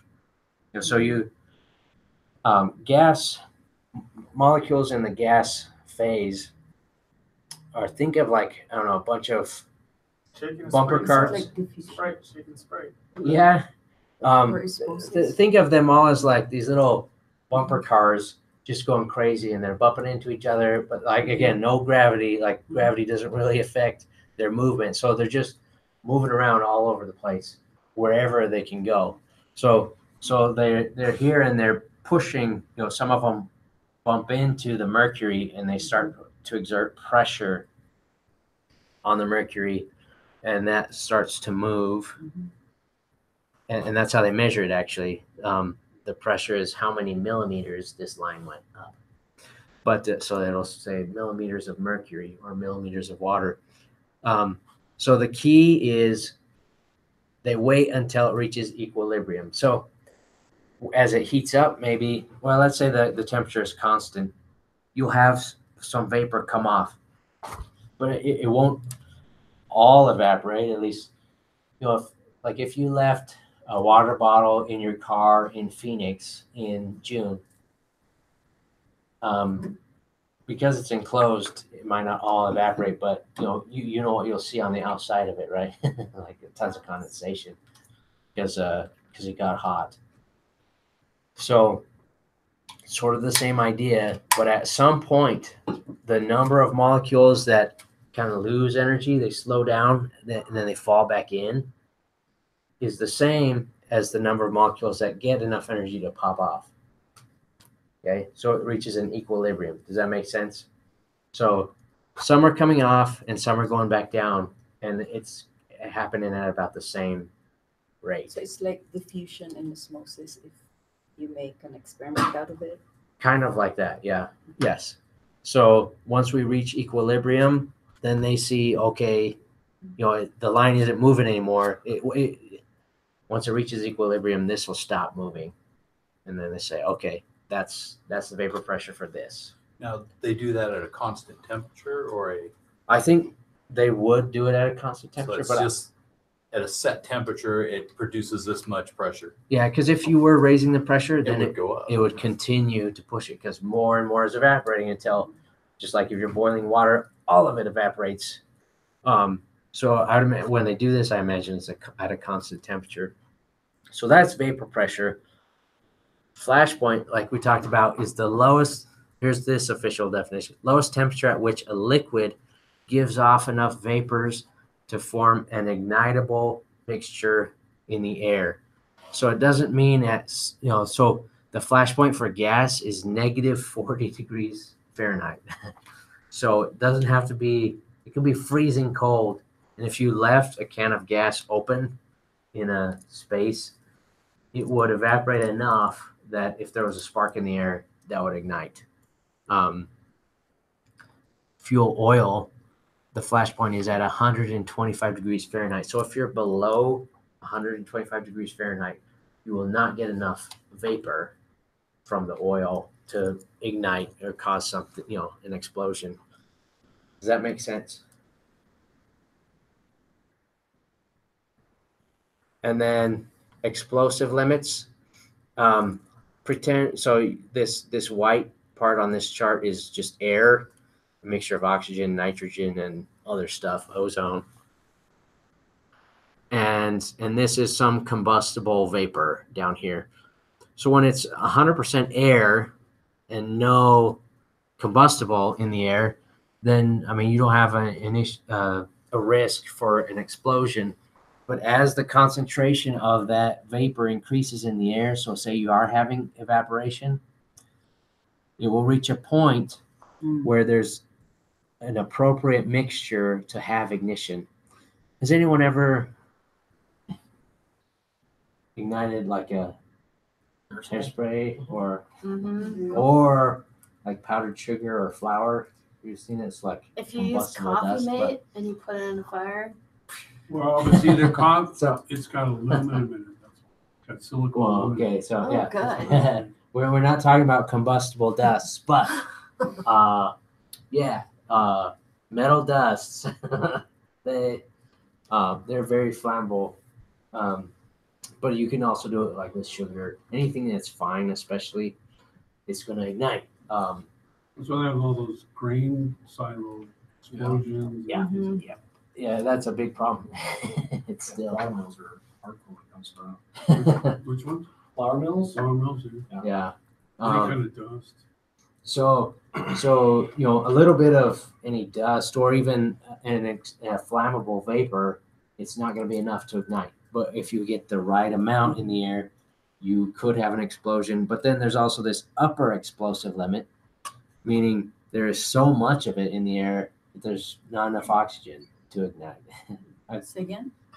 Well, once you There's pass too the much. upper explosive limit, it's too rich. That's what they say. It's too rich. So here they say it's too lean. There's not enough of the combustible. Here it's too rich to combust. So you have so much dust in the air. I mean, you might not be able to breathe, but you won't have an explosion. So it's between these lines where you have an issue and you have the potential for an explosion. So the far right on too rich to burn, because we always heard that because it's the gasoline vapors that flash and burn. So if you could throw a match quickly enough into a bucket of gas, that it wouldn't, right? Is that true, or is that just the urban? I don't know. No, that's true. I would imagine True. it's true. Yeah. Yeah. That's what I've Bill heard. talks about it in his Liquid doesn't burn, but the vapors. The vapors. But you can saturate the vapor so much, there's not enough oxygen to support the combustion. Right. And sometimes, like with combustible dust, what happens is you have an initial explosion that vaporizes the rest of whatever, and then now it's in a form where the rest of it can explode. That's what happens inside the piston engine. It's right in the middle. Yeah. You got the equal perfect balance going on. So, questions on that? Okay. We won't worry about this one, but these are some examples of compounds that have, yeah. I thought that was great. Yeah. But could somebody look up popcorn lung for me? I was trying to remember what causes that, and I forgot. So just Google popcorn lung. Popcorn, it's the vapes. There was something out, there was an article out that vapes. May cause popcorn lung? Wow. Jiffy Pop. So it got the name popcorn lung because it's where they manufactured the butter for microwavable popcorn. Actually, I was reading, there was a guy who ate microwavable popcorn 3 times a day for 10 years, and he got popcorn lung. What? Yeah, it's a nickname for bronchiolitis. I can't even pronounce it. Obliterans. Bronchiolitis obliterans. Yep. It's a condition that damages your lungs, smallest airways. It makes you cough and feel short of breath. Does it say what the chemical? It tastes and smells like butter. It's the synthetic. It's I mean, it's used- gonna have yeah, a disease. it's At least used it to tastes and smells flavor like the butter. Add bacon and some Well, salt. it's and you're used to flavor the microwave popcorn. Right. There's a specific chemical though. How do you even pronounce this? Like, this, I don't know how you pronounce it. It's I think that's diacetyl. I think that's the Diacetyl. Diacetyl. Where? Oh, I see. set. DIACETYL. Acetaldehyde or acetaldehyde. Yeah. Apparently you Exactly. find Some could be stuff. Here you go. Popcorn lung, a dangerous risk of flavored e-cigarettes. Yeah. There you go. Okay. Well, yeah. American Lung So- Association. Unfortunately, all these people who worked around the big vats, I mean, huge vats of synthetic butter. They like a Well, bunch of them that's came not down with neat. these same symptoms, and again, one of those. Oh shoot! Like this is bad. So it's actually eating the random butter that you chemicals. said. That's bad Diacetyl, I for think, you. is the chemical. I'll have to add that to this list. But anyway, Yeah, it's the I think I would just stick to real butter. Yeah, right? Luckily, How about real food in general? the solution was to just cover the vats. Like it was an easy fix, but unfortunately for those people, Back in the early 70s, worked in a small factory in Southern Phoenix doing metallurgy and things like that. So we had these vats of different acids and caustic stuff, and that was long before OSHA. We didn't have ventilation, and it was crazy over time. It built up all these toxic liquids in the ceiling, and it was dripping on people, and oh wow, that would burn you. oh wow, But that was That's a hell shit. whole new. yeah, it doesn't sound fun. that was pretty crazy. That's why we go to school. All right, so just a few things because we're going to do a practice problem with these concentration, density, and specific gravity. It's important that we just understand what they are. So concentration is a mass of a certain contaminant. So it could be dust, it could be formaldehyde, whatever it is. The mass of that per a volume of air usually is what we're talking about. So some of the most common measurements, milligrams per cubic meter, micrograms per cubic meter. And for those who helped with the mold survey I did, again, if anyone wants to use that as a project for whatever you want, capstone or anything. Did it come back? Yeah. Yeah, it was low inside. Kathy was disappointed. So it's colony forming units per cubic meter. So this is if you're doing microbiology sampling, then you're looking at how many colonies of whatever mold or whatever form. What's it again? Colony forming units per cubic meter. But there are also other ways of doing it, and we won't worry about it in this class, but there's a way to convert from parts per million to this form and back. Where we have parts per million, parts per billion, parts per trillion. You could put whatever you want, whatever number you want. What is after trillion? I don't know. That's I do remember learning the meaning of Google though. Google, the word means it's a 1 followed by 100 zeros. That's the that's a Google is a 1 followed by 100 zeros. Anyway, I don't know what's after trillion, but I know what comes down the line. Okay, so density is also a mass per unit volume. Quadrillion. Oh, okay, that makes sense. Why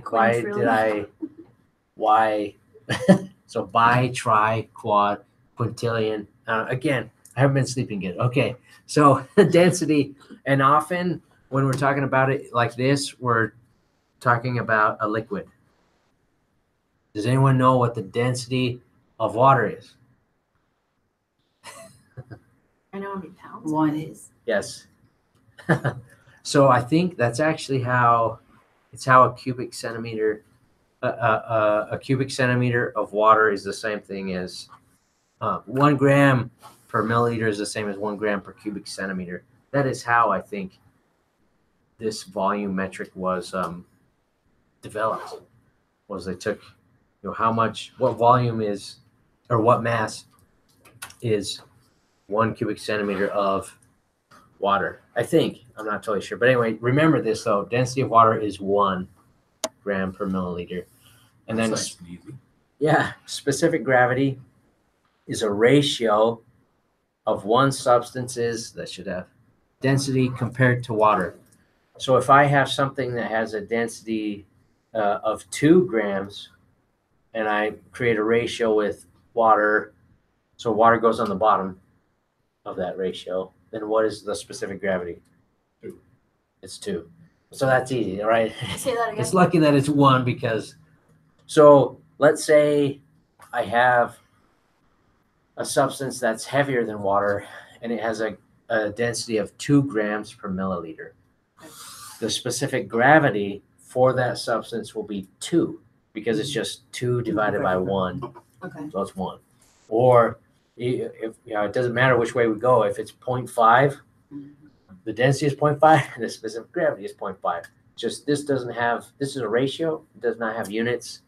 This has units. So if it's greater density, it's going to go on the bottom. If it's less density, it's going to go on the top, or is it always over? It's always over. water? It's always over Okay. 1. So it always just be itself, the same number, but now without units. Okay. So now to our practice, and let me write some of this down because we're gonna have to turn on the lights. But so you have 100 milliliters of benzene. So that's that's a volume of benzene is 100 milliliters. The specific gravity for benzene, so that means the density of, and also the density of benzene is going to be 0.876. Now, if we're thinking of density, then that would be grams per milliliter. If we're thinking of specific gravity, there's no units. It's the same number though. We have a lab that this gets spilled in. Hopefully you would not be in there because benzene is nasty. But the volume of the room is 30 feet by 30 feet. We'll do the math in a minute by 10 feet. I try to make it kind of easy there. And I want to know what is the concentration, let's assume, I don't know, it's an undergrad lab assistant, okay? And they spill this 100 milliliters. And so they run out. Doors are closed. There's no HVAC system. It's just sealed and it all evaporates and mixes up in the air. Okay, so that's what we're assuming. What is the concentration of benzene in the room? So I want to know the concentration in milligrams per cubic meter. And we have that one conversion there. So 1 liter is the same thing as 0.03531 cubic feet. Okay. Could you turn on the lights, Abner? So the big ones too. All right, so just think back to the definition of concentration. What is it? Mass per volume. It's a mass per volume. So we're thinking of a mass of our contaminant benzene in the air of the room. Density is also a mass per volume, but in this case, it's a liquid. All right, so let's start with the mass. So we need to find the mass of that benzene. So whatever mass it was while it was in the flask, it's the same mass, but now it's just spread everywhere. Any thoughts on how we could do that with the information we have?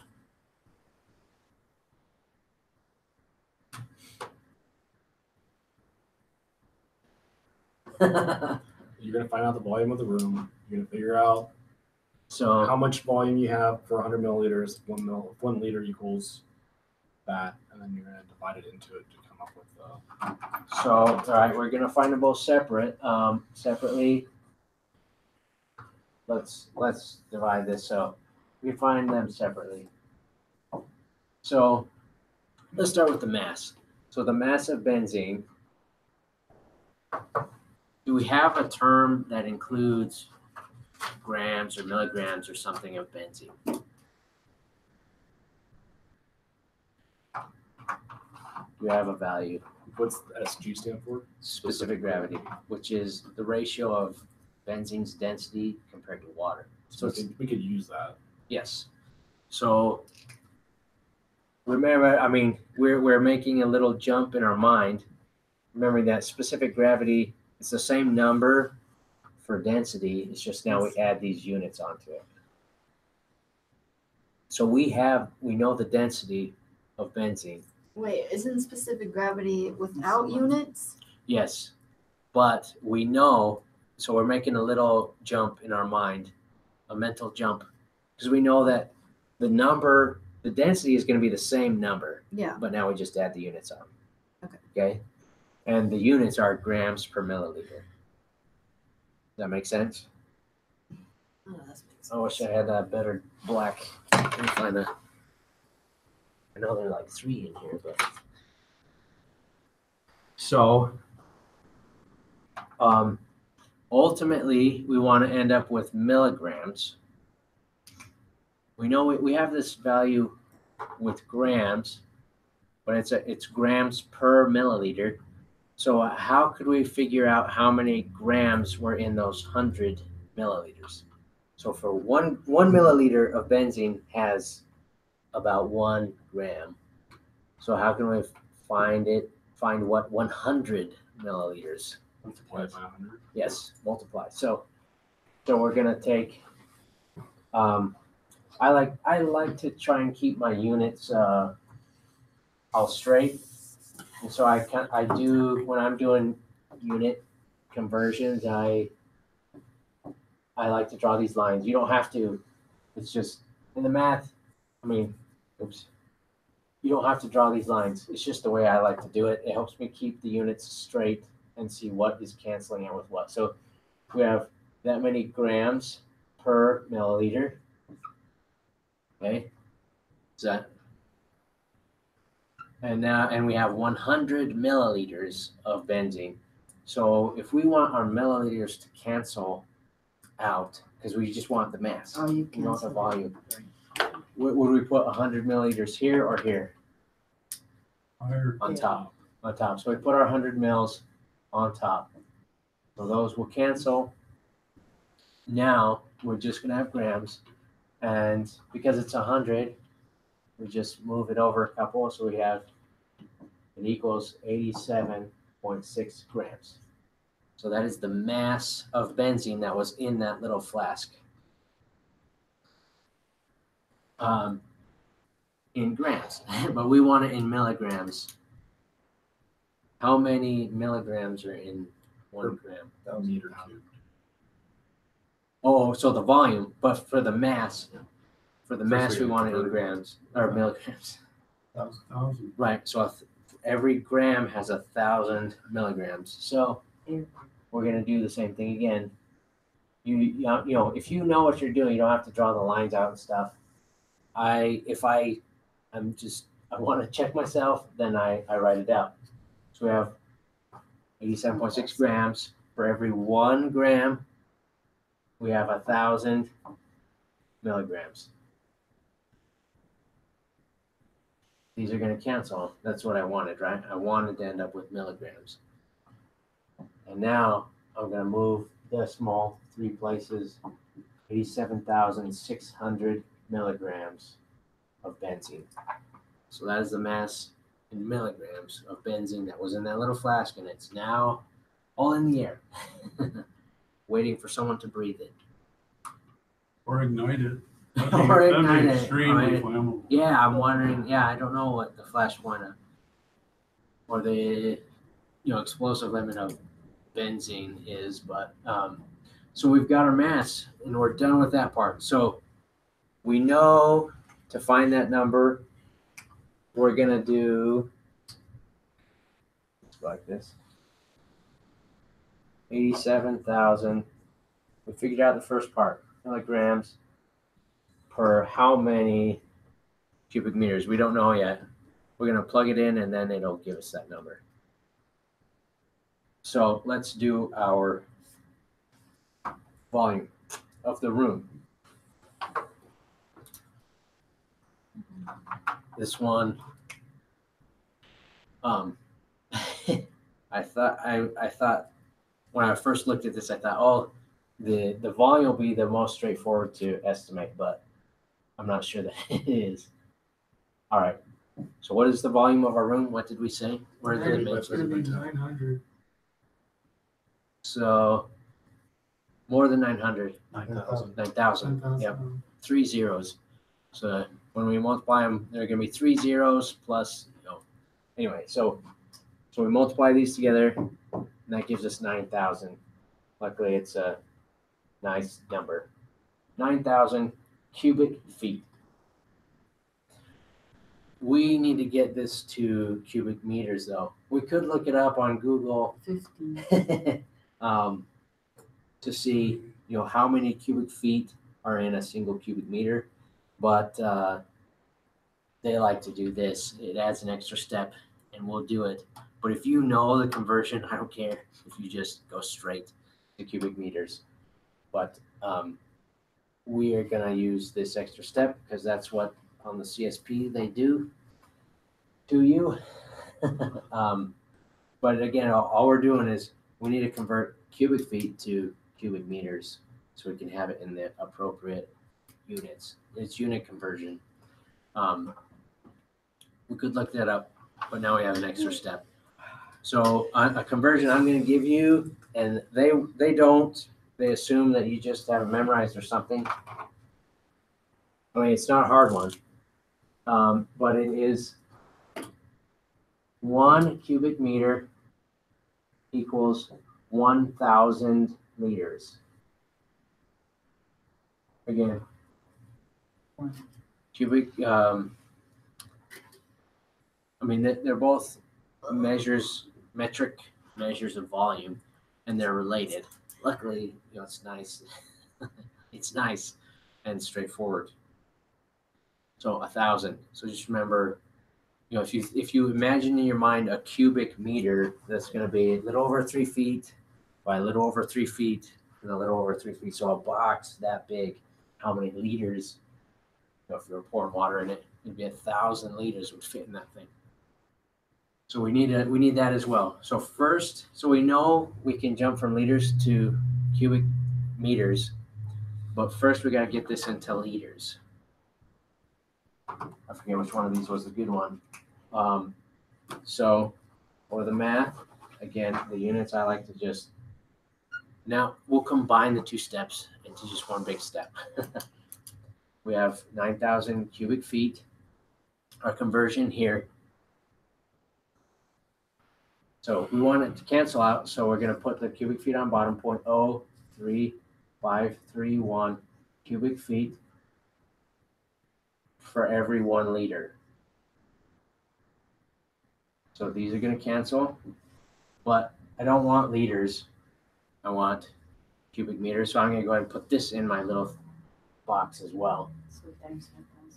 So I want liters to cancel out, and I want cubic meters to end up on top.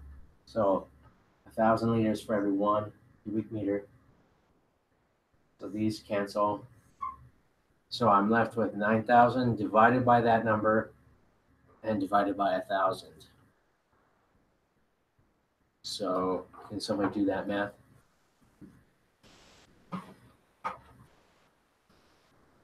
What we could do is we could also move this 35. 9,000 divided by 35.31. Huh? 254. 254.88. All right, so we have about 255 cubic meters in this little lab. 30 by 30 isn't that big of a room. So now this is the number we plug in here.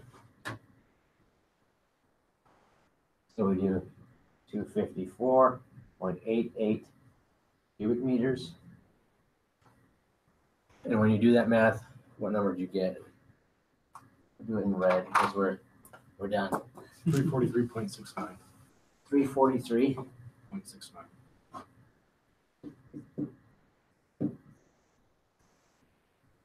Questions?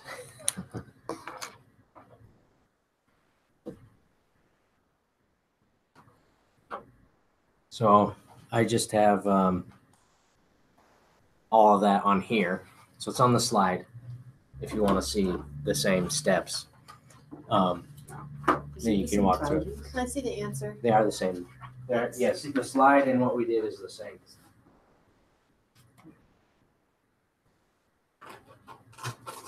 And once you get the hang of stuff, you can start combining steps together If you don't feel comfortable doing that, then just break it out. Break out into all the little steps and do it little step by little step.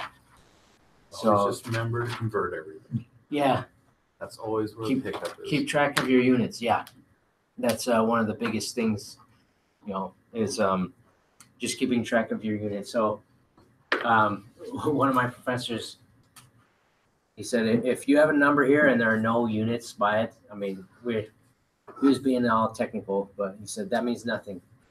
That means nothing to me. It's got to have units on it. Anyway, I mean, you don't know what it is until you have units, but could somebody turn the light out? Where did you put that, that one, that up one, the red one? Where did you put it down there?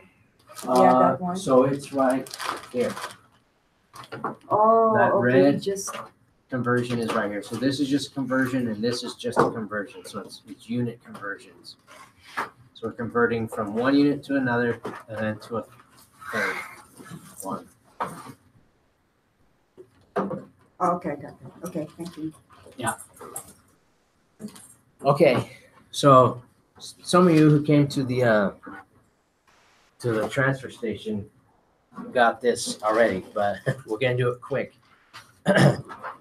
So anatomy of the ear. Noise is a pressure wave. So that's a form of energy. It's a wave that travels through air. You could think of like a ripple in a pond. It's the same idea. It's just a different type of energy. It's in air instead of water, or in a solid. What would be a pressure wave moving through a solid? A vibration. Yep. So noise and vibration are really, they're the same thing. It's just one is in a solid, you want a jackhammer or a piece of a heavy equipment, and the other is through air. They're both physical forms of energy. So it enters your ear canal, it bangs on your eardrum, and that drum transfers that energy in air into a solid. So it converts that pressure wave to a vibration, actually, that travels down 3 bones in your middle ear. Does anyone know the names? Staple, You don't have to know these, but yeah. the staple malleus, is- incus, and stapes. So that vibrational energy travels through those and it gets transferred into your cochlea, which is the inner ear, and that's where the magic happens. So we transferred air pressure into vibration, and now we're going to transfer that vibration into a nerve impulse and electrical energy. So it's interesting. But anyway, your cochlea, I mean, it looks like a snail shell. This is kind of laying it out so you can see, but the bones come in here and that pressure wave moves down and then back out. That's called the round window, but the pressure wave has to go somewhere, and so it goes out of your mouth, actually. Like when you're popping your ears, if you're Oh, right. ascending or descending, it's because for some reason this is closed, and the pressure inside of your ear is either higher or lower than what it is outside, and it doesn't feel good. So once this opens, it equalizes, and then it feels, good. Anyway, depending on the frequency of the noise, it will vibrate a specific part. I know you can't see it really very well, but it's this pink part. It's called the tectorial membrane. And then there's the hair cells down below, and think of them like keys on a keyboard or something. So depending on where the frequency, start to vibrate at a certain place on that membrane. And so the membrane comes down on those hair cells, plays a chord, converts it to electrical energy, and then goes to your brain, and your brain makes sense of it. What happens is, as we age, these hair cells get hard and brittle. Also, if you are exposed to loud noise, the amplitude of the noise, that wave, so big wave is loud, and a small wave would be a quiet noise. The big wave makes this slam hard on those hair cells, and they break. And we don't have any way to fix that. So it's irreversible hearing loss. So any questions on that? Yeah. Is there any way to measure that hearing loss? Yes. Right here. Good segue. So this is an example of an audiogram. I was looking for one that was published in a paper that showed like a normal 25-year-old, a 50-year-old, and then like a 25-year-old who had been working in, I don't know if it was auto manufacturing or what, noisy industry. And his hearing loss was consistent with a 50-year-old who hadn't worked, had worked in an office. So this guy already had hearing loss equivalent with someone twice his age because of work. So if normal hearing is, you'll see the lines up here, up high. It's kind of inverted, and I don't know why that is exactly, but anyway, the further down these lines move, it means you've lost more of your hearing. And this is in frequencies. So any guesses on where human speech frequency is?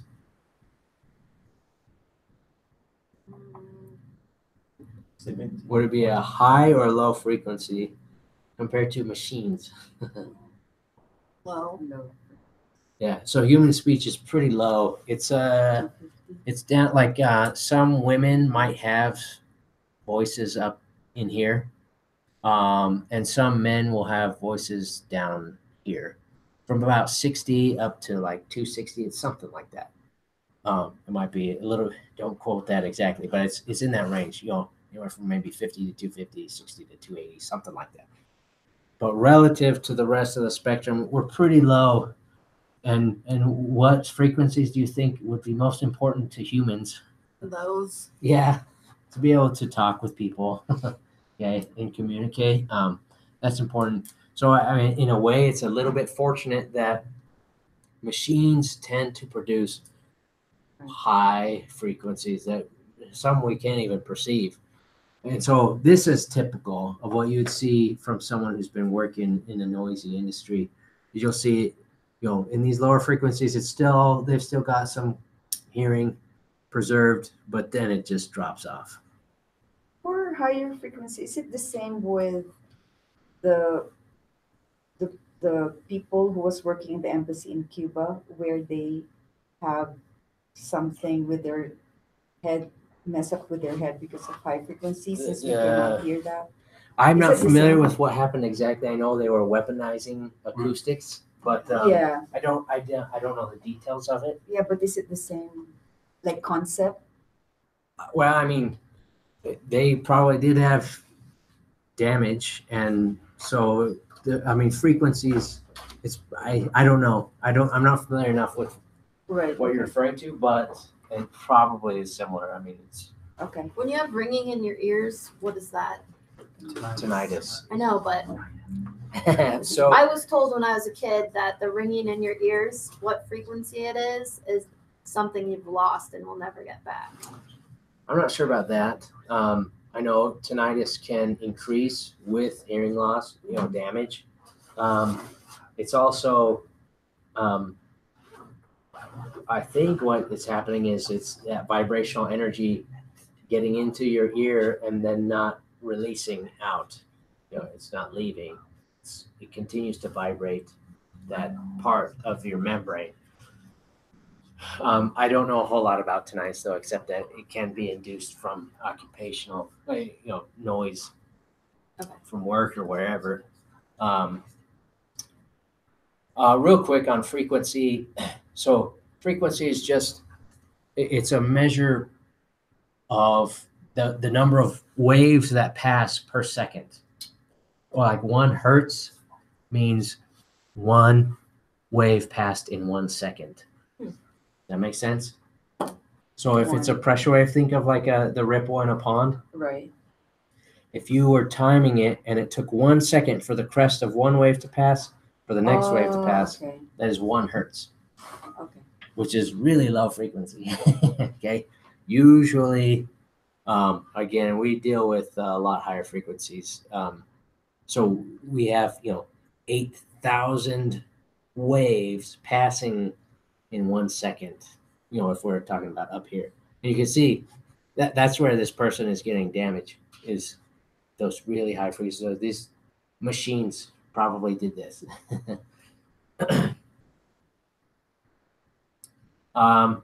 It's more than just hearing loss. It can cause cardiovascular disease, increase injury rates, limits communication. There's more. I just couldn't remember it.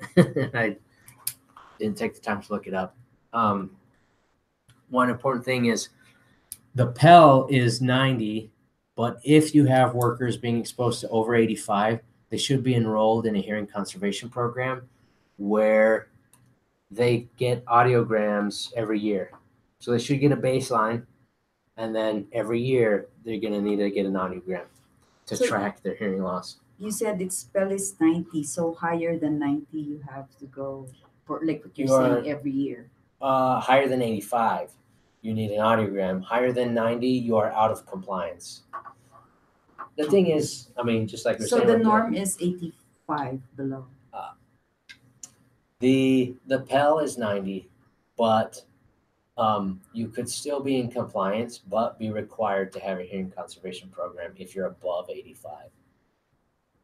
Okay. So 85 triggers the conservation program. 90 means you're out of compliance and you could get a citation.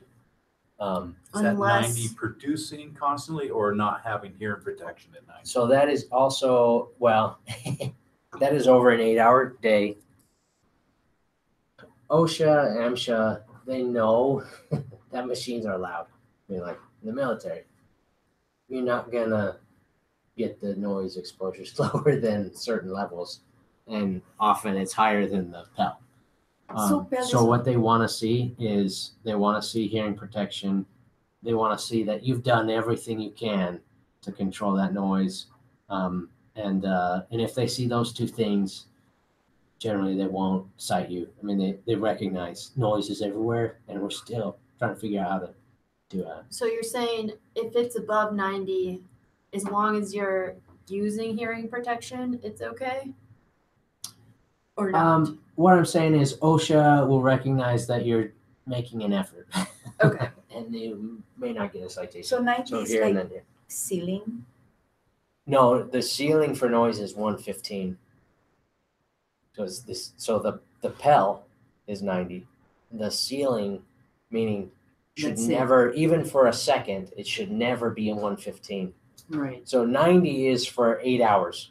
So you shouldn't be exposed to 90 for 8 hours. Oh, okay. The ceiling means even for a second, you shouldn't be exposed to 115. Yeah, I think, you said that last semester, but got it. 90 is 100% dose. Is it 91 that's 200? Or like 95. So Okay, OSHA uses 5. We talked about 3. I don't want to confuse you. We'll stick with the 3. But for OSHA, 90 is twice as loud as 85, and 95 is twice as loud as 90. So 90 is 100% of the dose. Like no more. You shouldn't have any more. If you're at 95, you're at 200% of the dose. Okay. Again, because of that log scale. So you can say 90 is the standard? Yes. Okay. Yes. 90 is the law. Okay. 90 is the standard. This isn't labeled super well. Actually, this is not helpful. I don't know why I thought this figure was helpful. But here is the rule of thumb. This is what you want to know. Again, so the doubling rate, it's 5 for OSHA, 3 for ACGIH. We're going to go with, this rule of thumb uses 3, uses ACGIH. So remember that. So we'll be able to use the rule of thumb on any test. Yes. Yeah, you don't have to do the equation. So again, if the two numbers are within 1 of each other, 0 to 1, Okay. you can add Right. 3 to the highest value. If they're 2 to 4 apart, you're gonna add 2, and if they're 5 to 9, you gotta add 1. If it's more than 9, if it's like 10, you don't add anything. So It that was contributes nothing, Computation earlier. relatively speaking, huh? That was for the computation earlier. Yes, yeah, and we'll do a practice right here. So, can I erase this? No. I gotta wait for the light to get on so I can take a picture. Okay. If that's okay. All right, that's fine. We can. I think this is simple enough. We can do it without writing. So it's good to start with the lowest. Start with the lowest ones and then move up. So which are the 2 lowest? 88 and 90. 88 and 90. How far apart are they? 2. They're 2. So we're gonna 90 is the higher one. We're gonna add to it. What are we gonna add? 2. So 0 to 1 is 3. 2 to 4 is 2. So we Okay. add 2 to 90. So now we don't worry about 88 anymore, and we have 92 and 95. And how far apart are they? 3. 3. So what are we going to add to them? 2. All right, to the highest. Yeah, we're also going to add 2. So we add 2 to 95. So And 97. we end up with 97. Again, that's quick and dirty, but it's usually close enough that it works. For rounding purposes. Yeah, yes. With rounding, it usually ends up the same. I've done it before, the quick and dirty and the equation, and it's close enough that just do the quick and dirty. Questions on that? So you get the lowest first, Yes. 88 and 90. And work your way up. Pick the 2 lowest and then work your way up. Okay, and Then why do you add to 95 again? So, well, let's pretend we're not dealing with 88 for a minute. Okay. So 90 to 95. 95 is how many times higher according to, well, dang it, that's OSHA. Let's pick some different numbers. Let's say 90 and 93. We're still saying ACGIH 3 is twice as loud. So 93 is twice as loud as 90. If we were to add that together, let's say we have 100% and, well, Now I'm confused. yeah, I don't want to confuse you too much. But if you were to add, if 3 means you've doubled it, and you have something that's 1 and then just half of that, and you add the half to the 1, you have 1.5 times, right? What you had before. 1.5 times of 93 is going to be 1.5 decibels, right? Or about, because 3 is twice. Does that make sense? Maybe. I'll look into it. Yeah. So, yeah, just if you remember the rule of thumb, you'll be good. And just remember that every 3 that you go up, that is twice as loud. So it's not like, 100 decibels is twice as loud as 50. 50 is like in the library. It's pretty quiet. 100 is like almost like standing next to an engine, a jet engine or something. I think that might be a little low. Yeah, it is lower. I mean, a big fan, a big industrial fan, if you're standing right next to it, or close to it, that's 100. And the library to that fan is not twice. It's not, the fan is not twice as loud as the library. It is many, many times louder. Yeah. So basically that's 88, 90 minus 88 is 2. So according to your table, if it's 2 difference, so you add 2 to the highest value. That's why you get 97. Okay. That's just how you compute the whole thing. Yes. Okay, thank you. Yeah. Oh, And that's there just it what we is. did. But you started with 88 and 90. You're off by 2, so we add 2. And then we have 92 and 95.